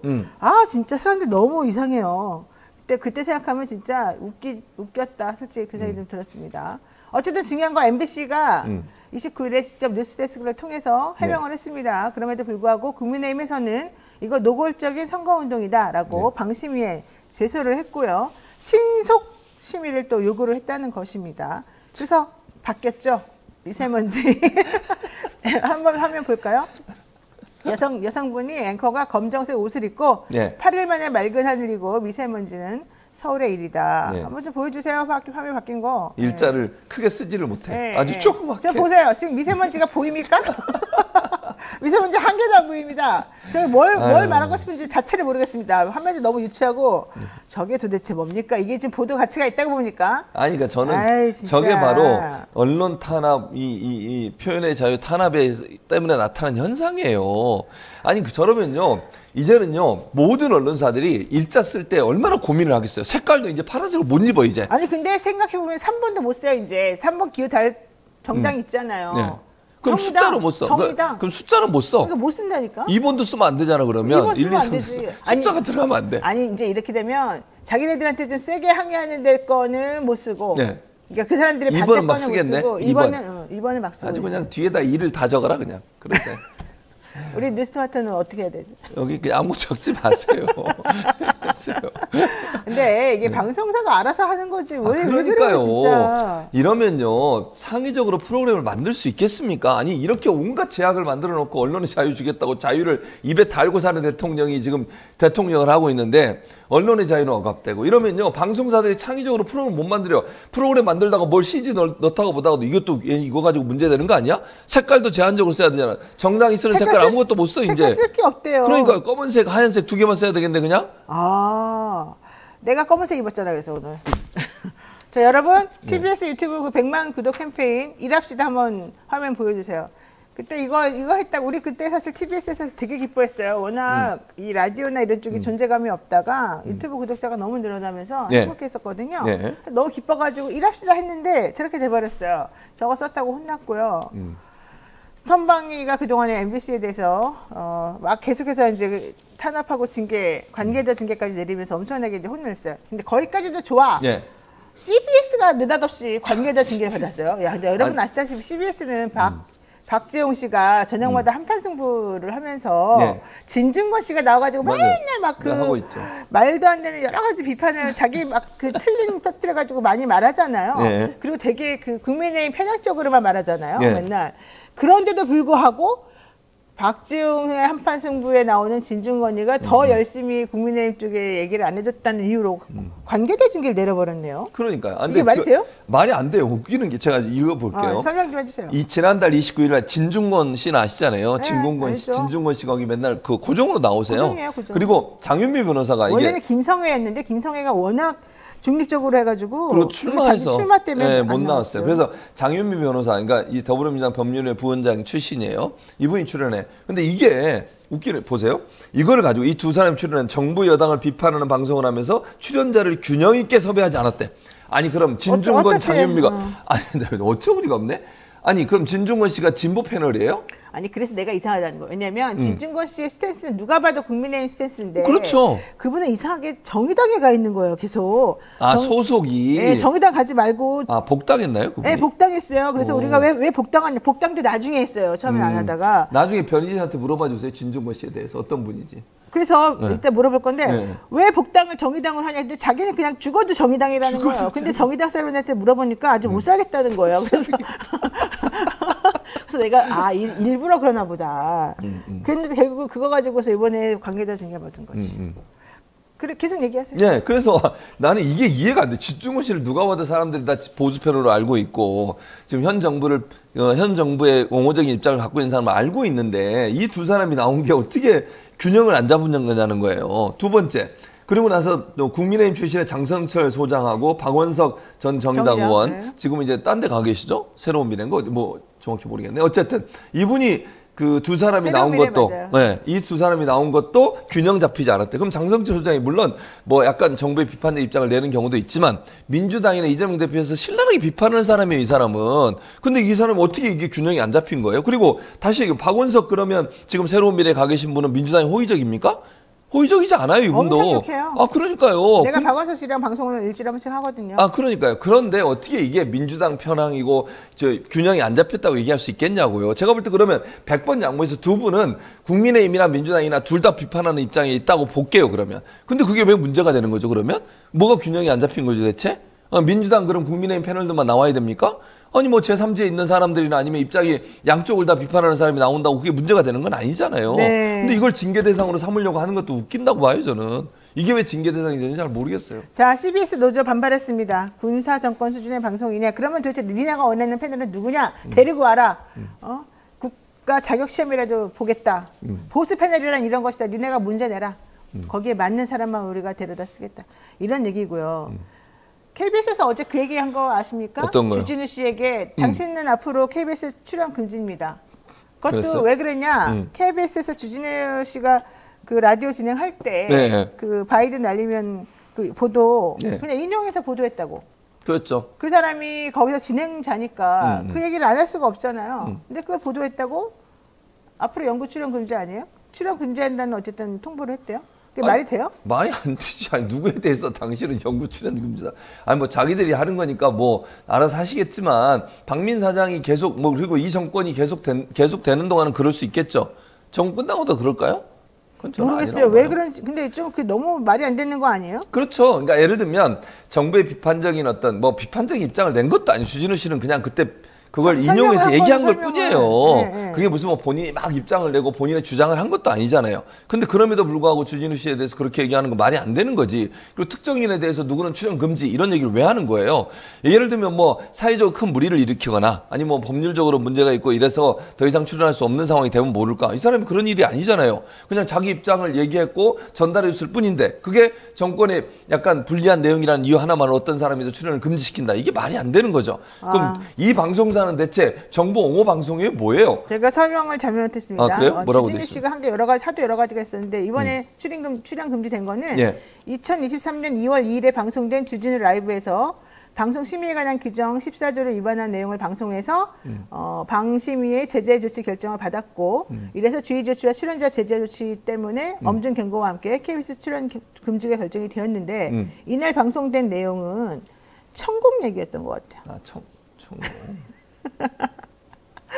지난해 민간인의 대통령 관저 개입 의혹에 대해서 그 의혹 있을 때? 그 얘기를 다뤘다고 출연 금지를 시킨 것으로 KBS가 지난해 민간인의 대통령 관저 개입 의혹 관련 방송으로 법정 제재를 받은 주진우 라이브 진행자 주진우 씨에게 출연 금지 결정을 통보했다. 2023년 2월 2일 방송된 이 방송 심의에서는 엄중 경고와 함께 출연 금지가 결정되었음을 사면 통보했는데 방송법 100조에 따르면 출연자로 인해서 심의 제재 조치가 해당 방송 프로그램에 이루어지게 되면 출연자에게 출연 제한을 할 수 있다.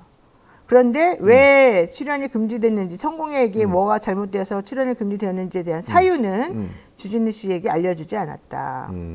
주진우 씨는 KBS의 본인 출연 금지 결정에 대해서 웃기다가도 슬프기도 하다.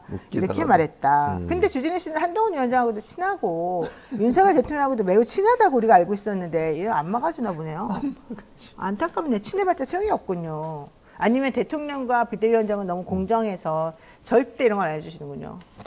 알겠습니다. 네. 자, 방송통신위원회 김유진 의원이 최근 법원에서 해촉 처분 집행정지 신청 했던 것이 인용이 됐습니다. 인용이 됐죠. 아, 이거 너무 다행입니다. 예. 그런데 예. 문제는 그 다음입니다. 방송심의소위원회에 가서 이제 자기가 하고 싶은 말을 하고 이거 회의에 참석하려 그랬더니 못하게 했어요. 아니 법원에서 와, 판결을 이거 말이 됩니까? 류희림? 참 방송통신심의위원회 위원장이죠. 그러니까 류희림이 못하겠다는 거잖아요. 아니 그게 말이 안 되는 거죠. 그게 더 웃긴 게 뭔지 아세요? 이게 지금 이분이 법원에 행정처분 집행 정지를 요청했잖아요. 그러면 임명을 하면 안 돼요. 그 자리에 어떻게 될지 모르잖아요. 그렇죠. 기다려야 되는데 이 사람을 해임을 시키고 그 자리에 다른 사람을 임명을 해버렸어요. 이미 대통령이 재가를 해가지고. 그래가지고 문제는 그 사람이 들어와 있어요 지금. 그럼 대기 발령이에요 이 사람은? 아니, 그러니까 되게 웃기는 거야. 그러니까 이상한 상황이 돼버린 거지, 사실은. 그러니까 원래 예를 들어서 행정처분을 하게 되면 그 결과가 나올 때까지는 다음 사람을 임명하면 안 돼요. 어떤 경우가 나올지 모르잖아요. 그렇죠, 그렇죠. 기다렸다가 행정처분이 그리고 좀 일찍 나오잖아요. 가처분 신청 같은 경우에는. 그러면 기다릴 때 해도 되는데 이걸 어떻게든지 그 자리를 못 들어오게 하려고 했는지 모르겠지만 그걸 대통령이 재가를 해가지고 임명을 해버렸어요. 국민의힘 쪽에서. 원래 이게 대통령 추천 몫이니까 예전에는 이제 문재인 정부 때 문재인 대통령이 재간해서 임명한 사람이 김유진 씨 같은 경우에 김유진 의원은 근데 그 자리에 나가니까 그 자리에 이제 윤석열 대통령이 자기가 임명한 사람을 임명을 해버린 거예요. 그래서 결국 이제 그 자리가 이미 채워져 버렸어. 네. 그러니까 이제 한 명이 늘어나 버린 거야. 그럼 대통령 쪽에 임명이 4명이나 되는 거예요. 4명이 되는 거죠. 이게 말이 안 되는 거죠. 말이 안 되는 거죠. 왜냐하면 보통 6대3이에요. 방심위 같은 경우 구조가 6대3 구조인데 그렇죠. 야당 계열이 3명, 그다음에 여당 계열이 6명. 그러니까 대통령과 국민의힘 추천한 사람이 6명 이렇게 돼 있는데 그 균형이 깨져버린 거지. 그러니까 김유진 씨가 들어갈 수 있는 그러니까 회의 정원수가 한 명이 늘어나 버린 거예요. 네. 그러니까 이 사람을 못 들어오게 한 거야 지금. 세상에 말이 돼요 이게. 그럼 법원의 판결은 뭐가 되는 거예요 대체? 사법부도 무시하는 거예요? 다 막? 무시하는 거지. 행정부 맘이야? 우리나라 다. 삼권 분립 아니에요? 다 맘이지. 행정부 독재인가? 그렇죠. 참, 이래서 예. 어디가 센지 우리가 드디어 알게 되었고요. 뭡니까? 아까 말했잖아요. 행정부가 왕인가? 그다음에 현재 방심위 구성 인원을 보면 예. 아까 말씀드린 대로 방심위 구성이 지금 잘못되었지 않습니까? 그렇죠. 잘못돼 있죠. 이거 어떻게 해결합니까? 아, 그러니까 지금 해결할 수 있는 방법이 대통령이 해임권을 갖고 있어요. 그러니까 최종 결재를 하고 임명도 하거든요. 대통령이 해요 일단. 물론 이제 추천은 딴데 추천 기관은 다르지만 그러다 보니까 이걸 막을 수 있는 방법이 없는데 문제는 뭐냐면 사법부에서 이런 판결이 나왔으면 사실은 지금 그 사람은 이제 좀 나가 있어야 된다고 저는 보거든요 개인적으로. 그러나 이제 그분도 임명을 받아버린 거잖아. 그렇죠, 그렇죠. 그러니까 그냥 인원이 한 명 늘어난 거예요. 9명인데 10명이 된 거예요 지금 기준으로. 근데 10명이 됐는데 네. 더 웃긴 건 2명이 결혼이에요 지금. 아시잖아요. 네, 알죠. 그 국회의장이 2명을 추천했어요. 임명을 안 해. 그러니까 웃기잖아. 이게 보세요. 국회의장이 추천한 2명은 임명을 안 한 상태에서 김유진 의원이 지난번에 이제 해임을 시켜버리고 그 자리는 금방 또 임명을 했어. 네. 얼마나 이게 편파적이냐고요. 그렇죠, 그렇죠. 아니 그러면 윤석열 대통령이 임명을 할 때 김유진 의원의 후임으로 임명한 사람이 있다고 하면 같이 2명도 국회의장이 추천한 2명도 같이 임명을 해줬어야지. 그렇죠. 그래야 9명이 돼요. 그렇죠. 근데 지금은 2명이 임명이 안 되고 대기만 하고 있어. 추천만 받고. 네. 예전에 최민희 전 의원하고 최민희. 똑같은 상황이 된 네. 거예요. 그리고 김유진 의원의 자리에는 빨리 또 임명을 시킨 거야. 그 자리는 자기들이 마음대로 할 수 있으니까. 이런 구조를 만나고 7명에서 해왔거든요, 지금까지. 근데 이제 6대1 구조로. 그렇죠. 그러면 또 100번 양보해서 2명이 임명이 안 됐으니까 이분이 들어가서 8명이에요. 그럼 아직도 1명이 남아있는 상태잖아. 네, 네. 그럼 회의에 들어오게 해야지. 왜 못 그렇죠. 들어오게 한 거예요, 대체? 자기 맘이라는 건가요? 아니, 그게 말이 안 된다는 거예요. 예를 들면 9명이 다 차 있으면 모르지만 지금 현재 7명으로 하고 있거든요. 그러니까 김유진 의원이 다시 들어간다 해도 8명밖에 안 돼요. 2명이 임명이 안 되고 있으니까. 그러면 아직도 1명이 남아있는 거잖아. 그럼 충분히 회의 들어와서 할 수 있어요. 근데 이제 이게 소위라는 게 있어요. 예를 들면 방송통신심의위원회 전체 회의가 있고 방송소위, 통신소위가 있는데 소위는 3명으로 구성이 돼요. 근데 이분이 아마 방송소위에 들어있는 걸로 제가 알고 있는데 김유진 의원이 거기에 이미 3명이 차 있다는 거야. 그래서 못 들어오게 한 거예요, 사실은. 근데 그것도 문제라고 봐요. 아, 참 어이가 없습니다. 어이가 없어요. 자, 그러고요. 박민 KBS 사장 들어온 다음에 KBS가 정말 조용할 날이 없습니다. 전국 노래자랑 MC 김신영 씨 금액을 엄청 다운시켜가지고 3배 정도 낮게 받았다고 그러더라고요. 네? 3배 정도 낮게 받았다고 네, 하더라고요. 원래 900만 원인가 뭐가 송혜 씨가 받던 건데 300만 원인가 뭐 받으면서 내가 뼈를 묻겠다 했는데 돌연 하차 통보하고 남희석 씨를 끼워 넣었어요. 그러니까요. 이거 왜 그러는 겁니까? 그거 모르죠. 왜 그러는지. 남희석 씨랑 관계가 있나? 모르겠습니다. 그건 변희재 씨한테 물어보세요. 위험한 질문은. 아, 변희재 씨가 또 친해요? 남희석 씨랑? 아, 이따가 물어봐야 되겠네. 어쨌든 근데 중요한 뭐 여러 얘기들이 있던데 뭐 모르겠어요. 구체적인 얘기는 뭐 김시영 씨도 얘기를 안 하고 있고 뭐 KBS 측에서도 KBS 측은 이렇게 얘기하더라고요. 그 해명이에요. KBS 측의 해명은 시청률이 좀 떨어졌대요. 근데 김시영 씨에서 뭐라고 반박을 하고 있냐면 처음에는 약간 떨어졌나 봐. 그러니까 예전에 송혜 선생님이 하시다가 당연히 김시영 씨도 떨어지겠죠. 그런데 다시 지금 반등하고 있대요. 그러니까 다시 회복세를 나타내고 있고 처음에 시작할 때보다 많이 올라가고 있는 상태고요. 김시영 씨가 진행을 하면서 젊은 세대들이 많이 유입이 된대요. 시청층에. 그러니까 오히려. 예전에 송혜 선생님이 하실 때보다. 그래서 그런 부분들이 다시 회복세를 이루고 있는데 갑자기 이렇게 통보를 받았고 더 황당한 건 뭐냐면 보통 하차를 시키려면 미리 얘기를 해줘야 되잖아요. 그렇죠. 네. 뭐 한 달이든 2달 전에 이런 사유가 있으니까 뭐 좀 하차를 해야 되겠다. 그래야 뭐 준비를 하든지. 왜냐면 김시영 씨 같은 경우는요, 이 프로그램 때문에 자기가 원래 하던 고정으로 하던 라디오 진행 프로그램 빼고 나머지를 거의 안 하신대요. 왜냐면 이게 뭐 지방도 가고 이러니까 시간을 많이 그렇죠, 잡아먹어요. 그렇죠. 그러니까 다른 프로그램 할 수가 없는 거야. 그래서 여기에 올인하려고 원래 본인이 기존에 하고 있던 진행자 프로그램 빼고 나머지 프로그램은 다 하차를 했대요. 안 하고. 그런데 이런 통보를 받으면 이분은 그럼 손해를 어떻게 보상받냐고. 모른다고요. 황당하다고요. 황당합니다. 네, 어쨌든 박민희 사장이 취입한 이후에 갑작스럽게 프로그램이 잘 나가던 프로그램 1등 프로그램 막 폐지되고 통보도 갑작스럽게 가고 예. 너 그만둬 그리고 내일 막 폐지되고 예. 사람들이 아무리 말해도 상관없어 그냥 해버리고 이런 일이 잦아지고 있습니다. 여기까지 하겠습니다. 최진봉 교수 나한테 고맙습니다. 얘기할 기회는 여기까지 하겠습니다. 고맙습니다. 감사합니다. 어서 오십시오. 네, 안녕하세요. 정말 오랜만에 뵙습니다. 오랜만에 뵙습니다. 네, 네. 잘 지내셨어요 그동안에? 네. 네. 좀 소식 좀 들려주세요. 본인 소식 어떻게 지내셨는지. 예, 뭐 최근에 이제 제가 불출마 선언을 해서 그래서 최근에 이제 뭐 언론에 이번 제가 등장한 것 같은데 불출마 선언이라는 게 사실 정치인으로서는 굉장히 그 아주 고통스러운 결정이지 않습니까? 그렇죠. 예. 제가 불출마 선언을 고민할 때 한 일주일 정도 잠을 못 자겠더라고요. 그게 뭐 저 혼자의 문제가 아니고 그간 저와 함께 특히 이제 지역구 의원의 경우에 지역구에서 같이 활동해 온 당원들 지휘자들이 있는데 그렇죠. 예, 그분들이 오로지 이제 황운하 의원을 재선을 만들어 보자. 제가 이제 초선이었으니까 재선을 만들어 보자 하면서 그분들이 아무 조건 없이 뭐 아무런 뭐 보상 없이 정말 열심히 뛴 분들이거든요. 민주당이 좋아서 또는 뭐 황운하 의원 개인의 어떤 점이 좋아서 뭐 이런 각자의 이유들을 가지고 정말 열심히 뛰셨던 분들인데 그런 분들에게 불출마라고 하는 그 단어 자체를 꺼내기가 너무 힘이 든 겁니다. 그렇죠. 사실은. 예. 그리고 제가 불출마를 일찌감치 암시를 했더라면 그분들이 또 뭐 짐작도 하고 그랬을 텐데 뭐 그분들이 전혀 예상을 못했고 저도 이제 불출마 선언을 할 것이라고는 생각을 못했었거든요. 아, 그럼 예. 중간에 변수가 생겨서 이런 결단을 내리신 네, 거군요. 네, 네. 그래서 저도 굉장히 고통스러운 결정이었고, 그래서 이제 뭐 사실 힘든 좀 시간들을 보냈었습니다. 그래서 잘 지낸 건 아니었습니다. 아, 그렇군요. 네. 뭔가 되게 고뇌에 차 모습이네요.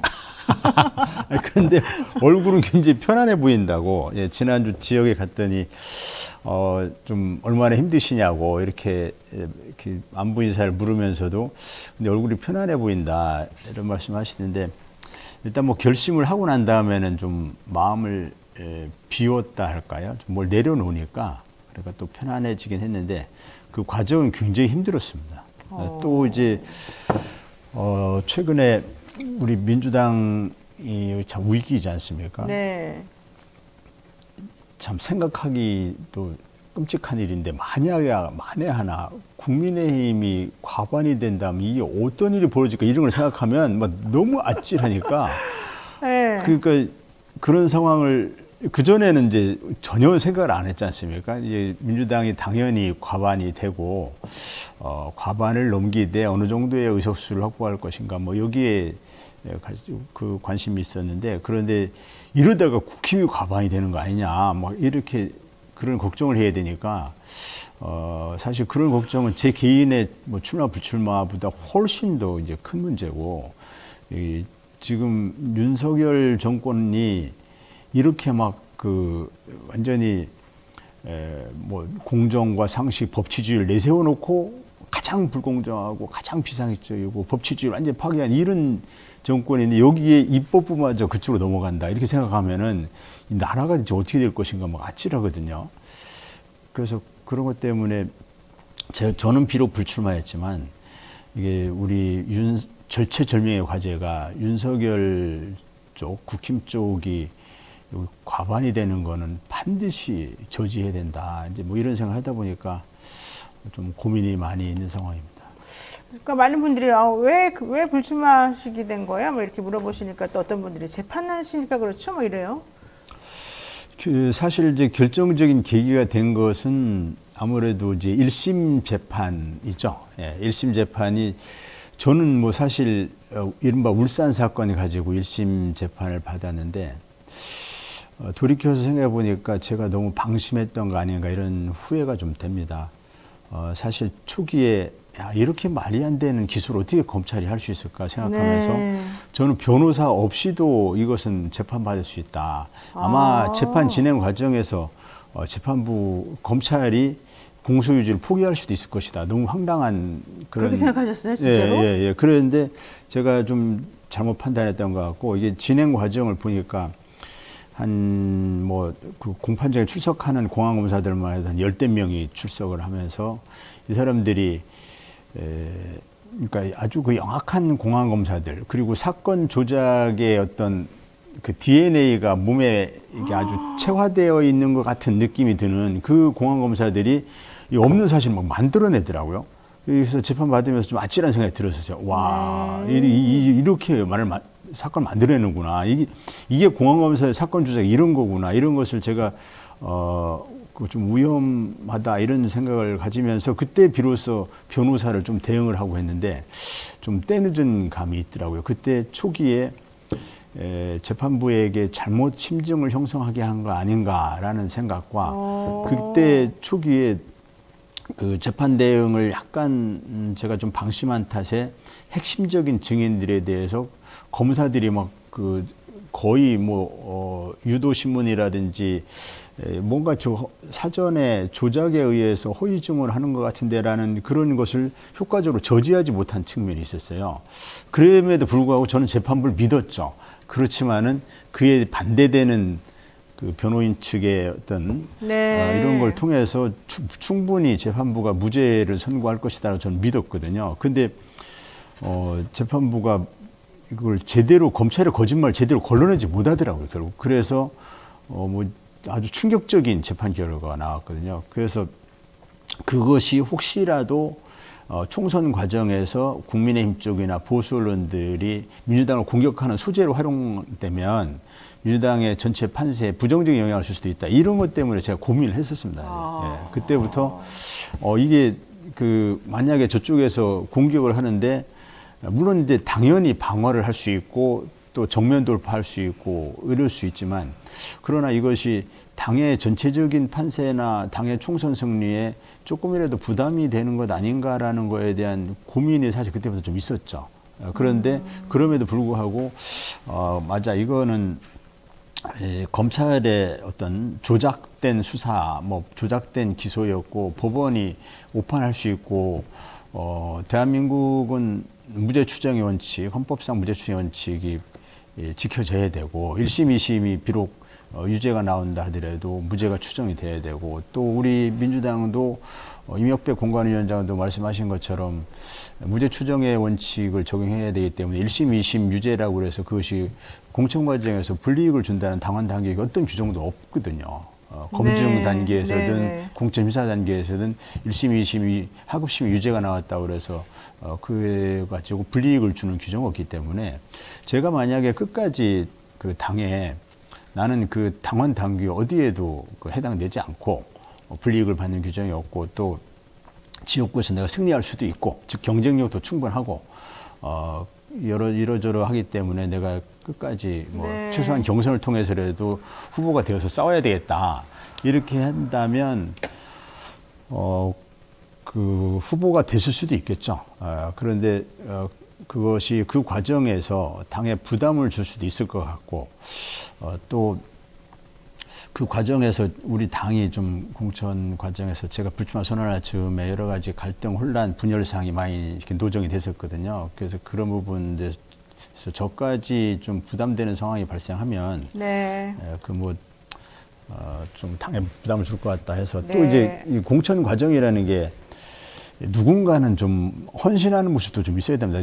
제가 하필이면 헌신해야 되냐는 데 대해서 저도 좀 뭐 제가 엄청나게 이렇게 이타적인 존재도 아니고 그 제가 꼭 그렇게 해야 되는가에 대해서 참 고민이 많았지만 또 누군가는 희생 헌신하고 하다 보면 그 사람에게 다음에 어떤 또 기회가 올 수도 있죠. 그래서 또 길게 보고 가자 뭐 이런 생각으로. 알겠습니다. 어쨌든 속상하긴 하지만 전체적인 상황을 놓고 봤을 때 내가 그렇게 하는 게 맞겠다고 판단하셨다는 거고요. 자, 어쨌든 일찍이 불출마 선언하신 입장에서 보자면 최근 당내 공천 갈등 상황 보면서 조금 마음이 안 좋으셨을 것 같아요. 민주당에서 탈당한 다음에 곧바로 국민의힘으로 당적을 옮긴 김영주 국회 부의장. 내가 윤석열 대통령에 대해서 공격은 했지만 유세 현장에 나가거나 뭐 그런 게 아니라 그냥 민주당의 의원으로서 옆자리에 서 있었을 뿐이다. 이런 얘기를 어제 하던데 어떻게 보셨습니까? 뭐 이상민 의원도 그렇고. 이상민 의원도 5선 의원인데 저하고 같은 대전 지역 의원이시거든요.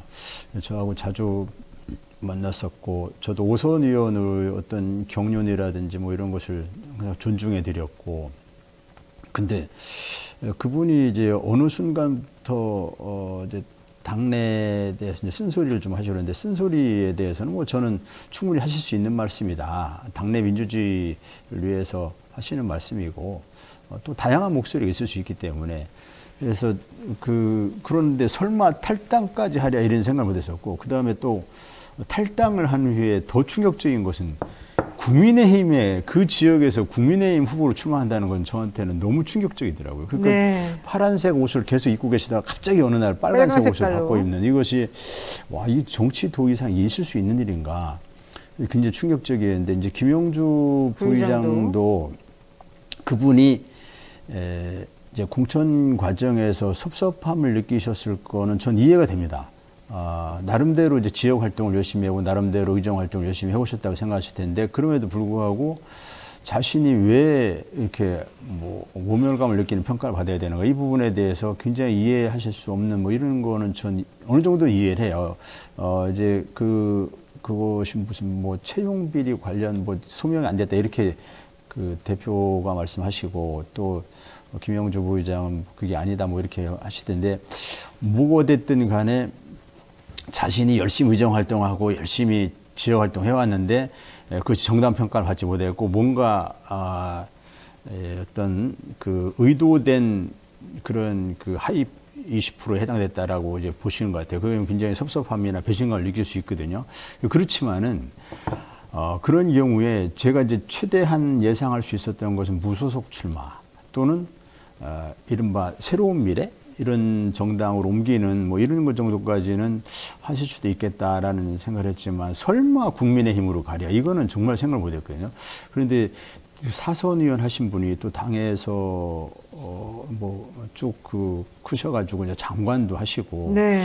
또 국회 부의장도 하셔서 누구보다도 이제 민주당에서 혜택을 정치 많이 인생에 받으셔요. 꽃을 피우신 분이잖아요. 이분이 그 공천 과정의 어떤 섭섭함이나 뭐 이런 거 가지고 하루아침에 국민의힘으로 간다는 것은 저는 뭐 정치 초년병인 제 입장에서는 너무 이제 상식의 범위를 훨씬 넘어서는 일이어서 충격적이었습니다. 게다가 현재도 그 현수막에 플랜카드에 파란색 민주당 그 현수막이 붙어 있어요. 정체성에 혼란이 있을 것 같아요. 네. 근데 어쨌든 뭐 본인은 그렇다고 하는 거. 자, 임종석 전 실장은 이제 그 반면에 매우 좀 섭섭해하긴 했지만 갑자기 회군을 했습니다. 당의 결정을 수용하겠다. 이낙연 전 대표하고는 나 탈당하겠다고 약속까지 했다고 하던데 이건 또 어떻게 보십니까?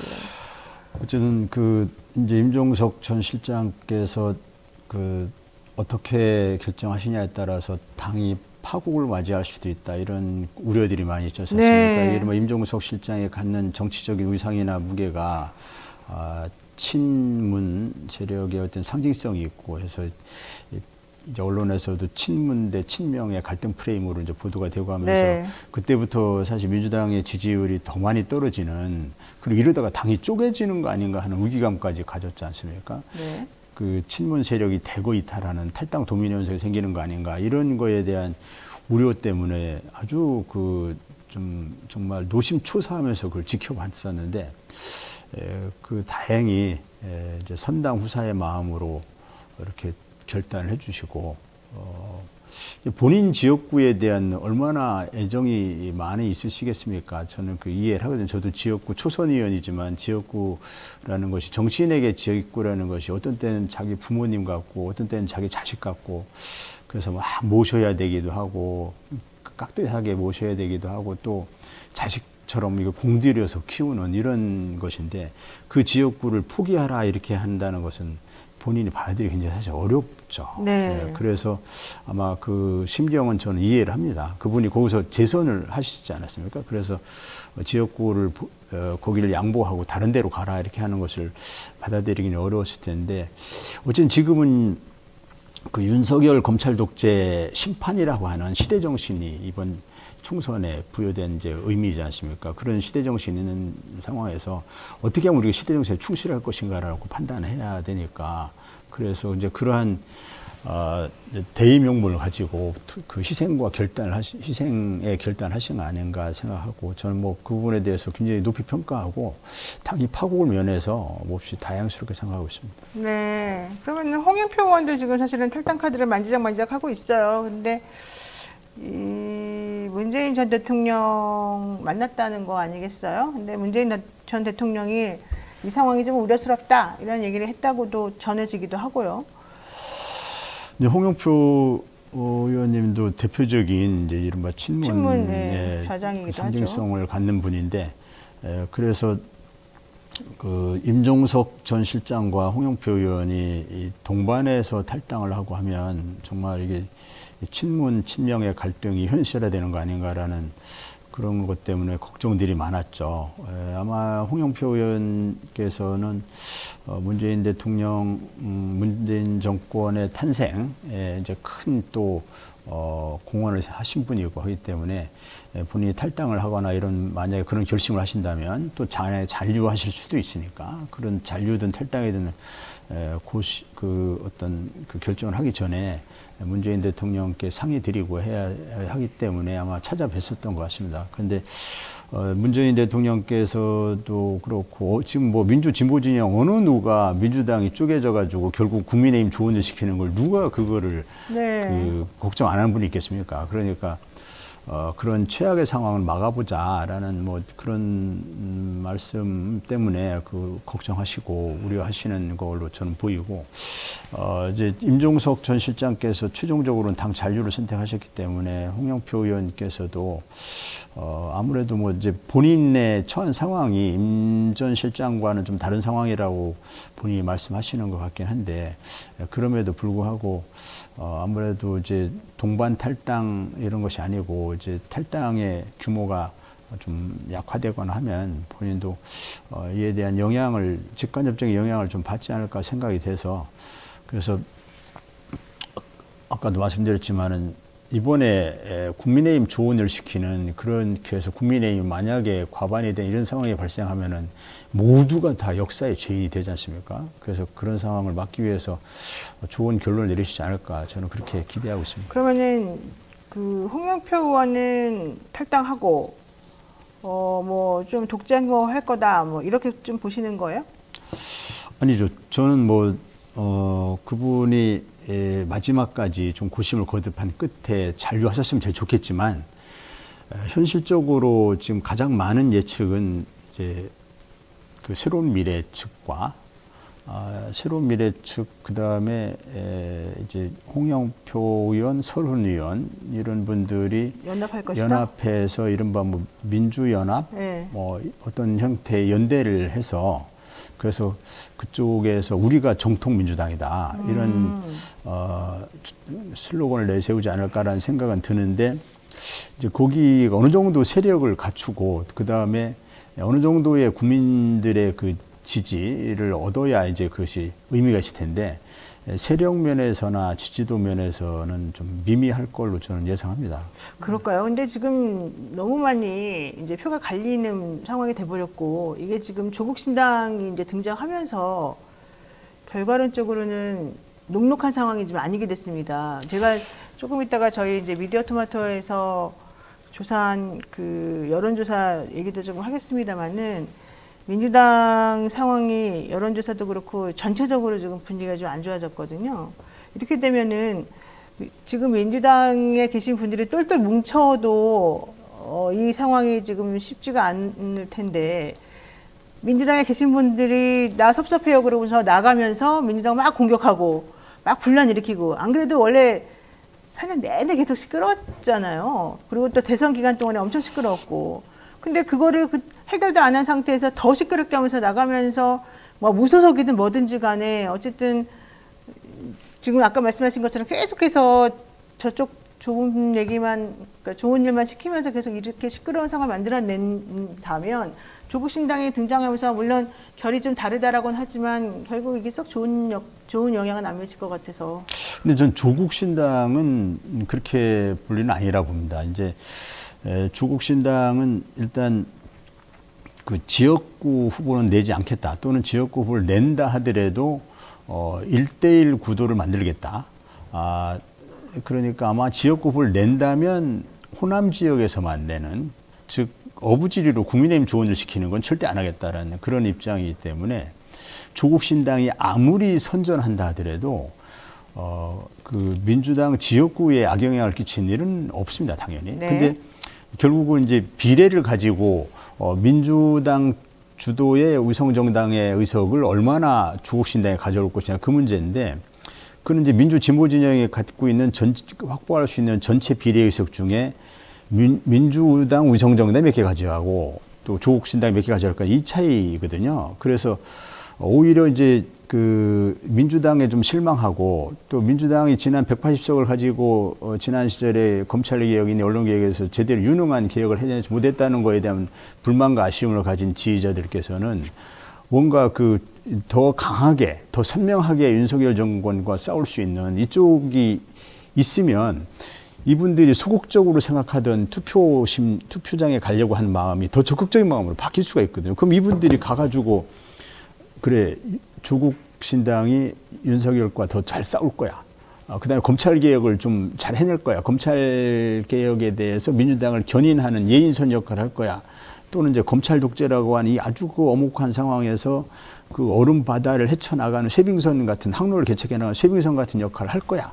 이렇게 하기 때문에 나는 그 정당을 지지해야 돼. 이렇게 생각하는 분들이 투표를 망설이다가 아유 민주당한테 나도 실망했어. 나 투표하기 싫어. 이렇게 생각하던 분들을 투표장으로 나오게 하는 이런 역할을 충분히 할 수 있고 그럼 그분들이 나와서 그래 조국 신당한테 이런 역할 한번 기대해 보자. 물론 조국 신당이 아마 뭐 정말 기적 같은 그런 선전을 하면은 이제 조국 지금 대표가 됐지만 조국 혁신당의 대표가 목표 의석을 10석으로 생각했거든요. 10석으로 생각하는데 지금 여론조사의 흐름을 보면 10석도 가능하지 않을까라는 뭐 그런 분석도 하더라고요. 그 10석 그래서 어쨌든 목표 의석을 이룬다 하더라도 10석이거든요. 10석 가지고 일을 하는데 한계가 있죠. 결국 민주당이 중심이 되어야 하는데 민주당만으로 이게 좀 안 되더라. 민주당이 워낙 이제 항공모함 같은 데니까 스펙트럼이 넓으니까 민주당이 뭐 하나 의사결정을 하려면 아주 굶떠요. 또 강하고 선명하지 못해요. 네. 거기서 이제 조국 혁신당이 모종의 역할을 한다고 보면 그건 민주당과 조국 신당의 윈윈 결과가 되고 전체 민주진보 진영의 파이를 키우는 역할을 할 수 있기 때문에 조국 혁신당을 지지하는 지지자들이 그 투표장에 나와서 그렇지 않으면 이분들이 투표장에 안 나올 수도 있어요. 민주당에 나 실망해가지고 그렇다고 내가 국힘 지지할 수는 없고 나 투표를 포기할 거야.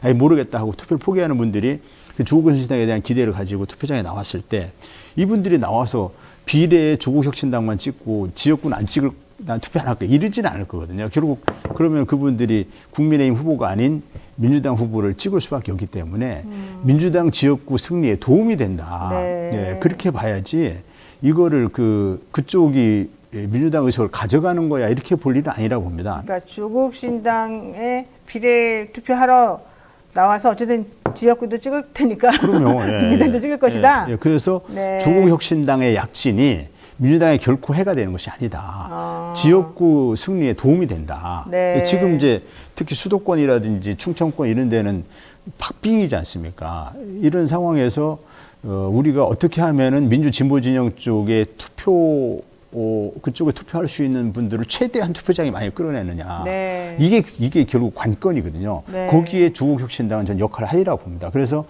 조국혁신당과 민주당은 윈윈할 수 있는 관계이고 또 지향점도 지난번에 홍익표 원내대표도 그런 얘기를 했었는데 민주당은 아무래도 민생과 경제에 집중할 수밖에 없고 네.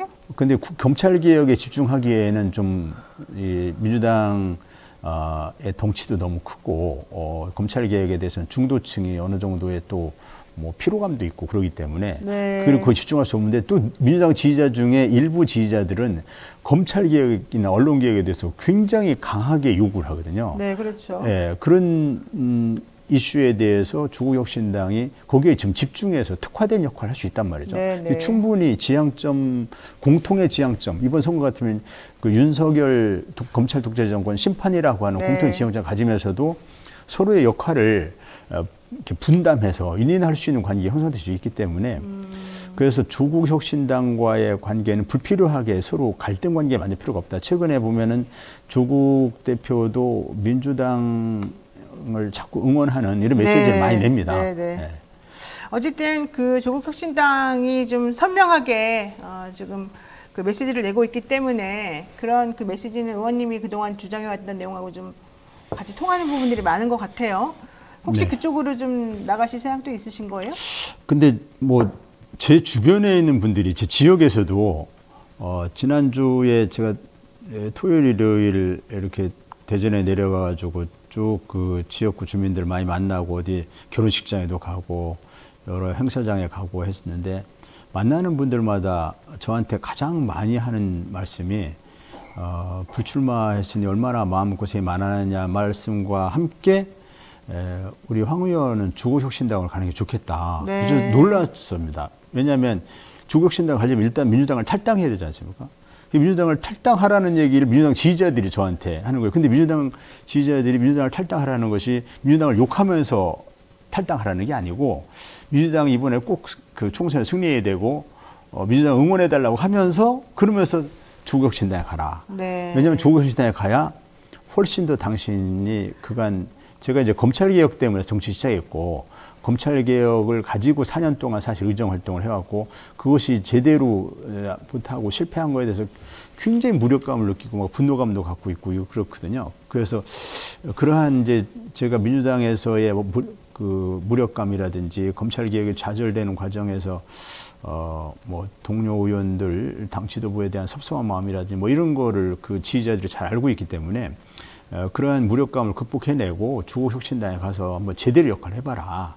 우리도 검찰개혁에 답답함을 많이 느낀다. 이렇게 하면서 민주당을 응원하시는 분들이 저의 조국혁신당을 가는 것을 응원하시더라고요. 그래서 제가 깜짝 놀랐는데 뭐 결국 민주당을 탈당해야 되는데 어디 이분들이 나한테 탈당을 하라고 그럴까? 이렇게 해서 나 탈당하라는 얘기냐 하니까 아니 표현이 좀 탈당이라서 그러긴 한데 네. 근데 우리는 그렇게 안 본다. 이게 형제 같은 정당 그 관계를 본다. 그래서 윈윈할 수 있는 관계를 본다. 그분들도 그런 말씀을 하시고 해서 저의 어떤 뭐 지향점 뭐 이런 거와 조국혁신당의 지향점이 공통점이 많다라고 보시는 것 같습니다.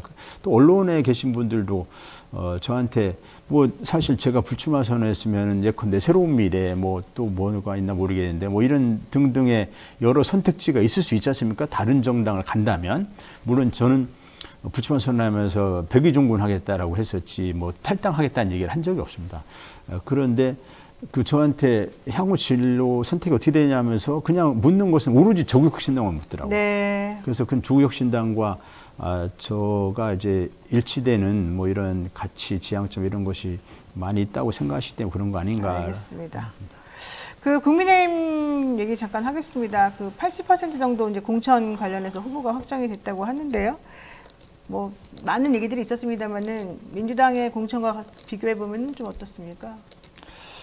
거기는 이제부터는 좀 본격적으로 그쪽의 공천 과정에 대한 비판의 목소리가 나오지 않을까. 우리 민주당은 이제 거의 마무리돼 가고 있고, 그쪽은 뭐 최근에 어떤 분들도 말씀하시던데 산무 공천이다. 즉 희생도 없고, 감동도 갈등도 없고, 그 감동도 없고. 예. 그러니까 이 공천이라는 것은 어느 정도의 파열음이 나오는 게 불가피하고 그 과정에서 어떤 혁신의 그런 성과를 내놔야 하고 그 과정에서 이 불가피하게 뭐 어떤 그 갈등도 있지만 감동도 국민들에게 줘야 네. 그래야 이제 성공적인 공천이라고 볼 수 있는데 근데 국민의힘은 이제 현역 우선 이제 뭐 경쟁력으로 포장을 해서 그냥 현역을 살리는 거죠. 이것이 이제 지난 29일에 있었던 이제 김건희 특검 재의결 때 이탈표를 최소화하려고 이탈표를 막으려고 하는 그 현역 의원을 지키려고 하는 뭐 그에서 비롯됐기 때문에 일단은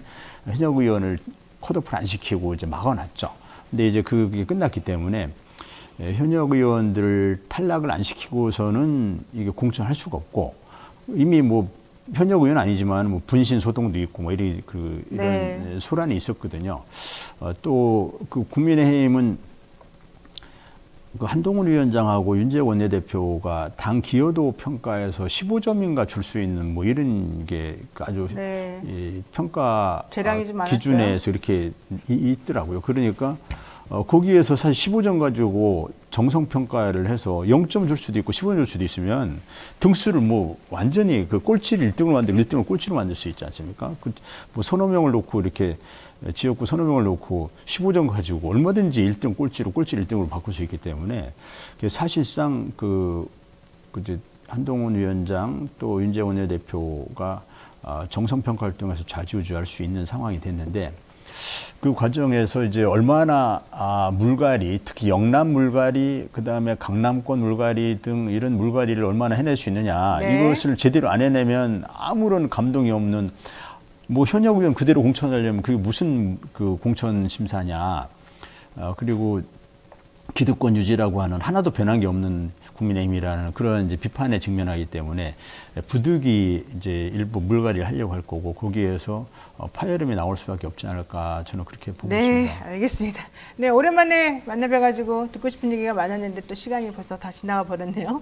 오늘 여기까지 말씀드려야 될 것 같습니다. 황운하 더불어민주당 의원과 얘기 나눠봤습니다. 오늘 말씀 고맙습니다. 네, 수고하셨습니다.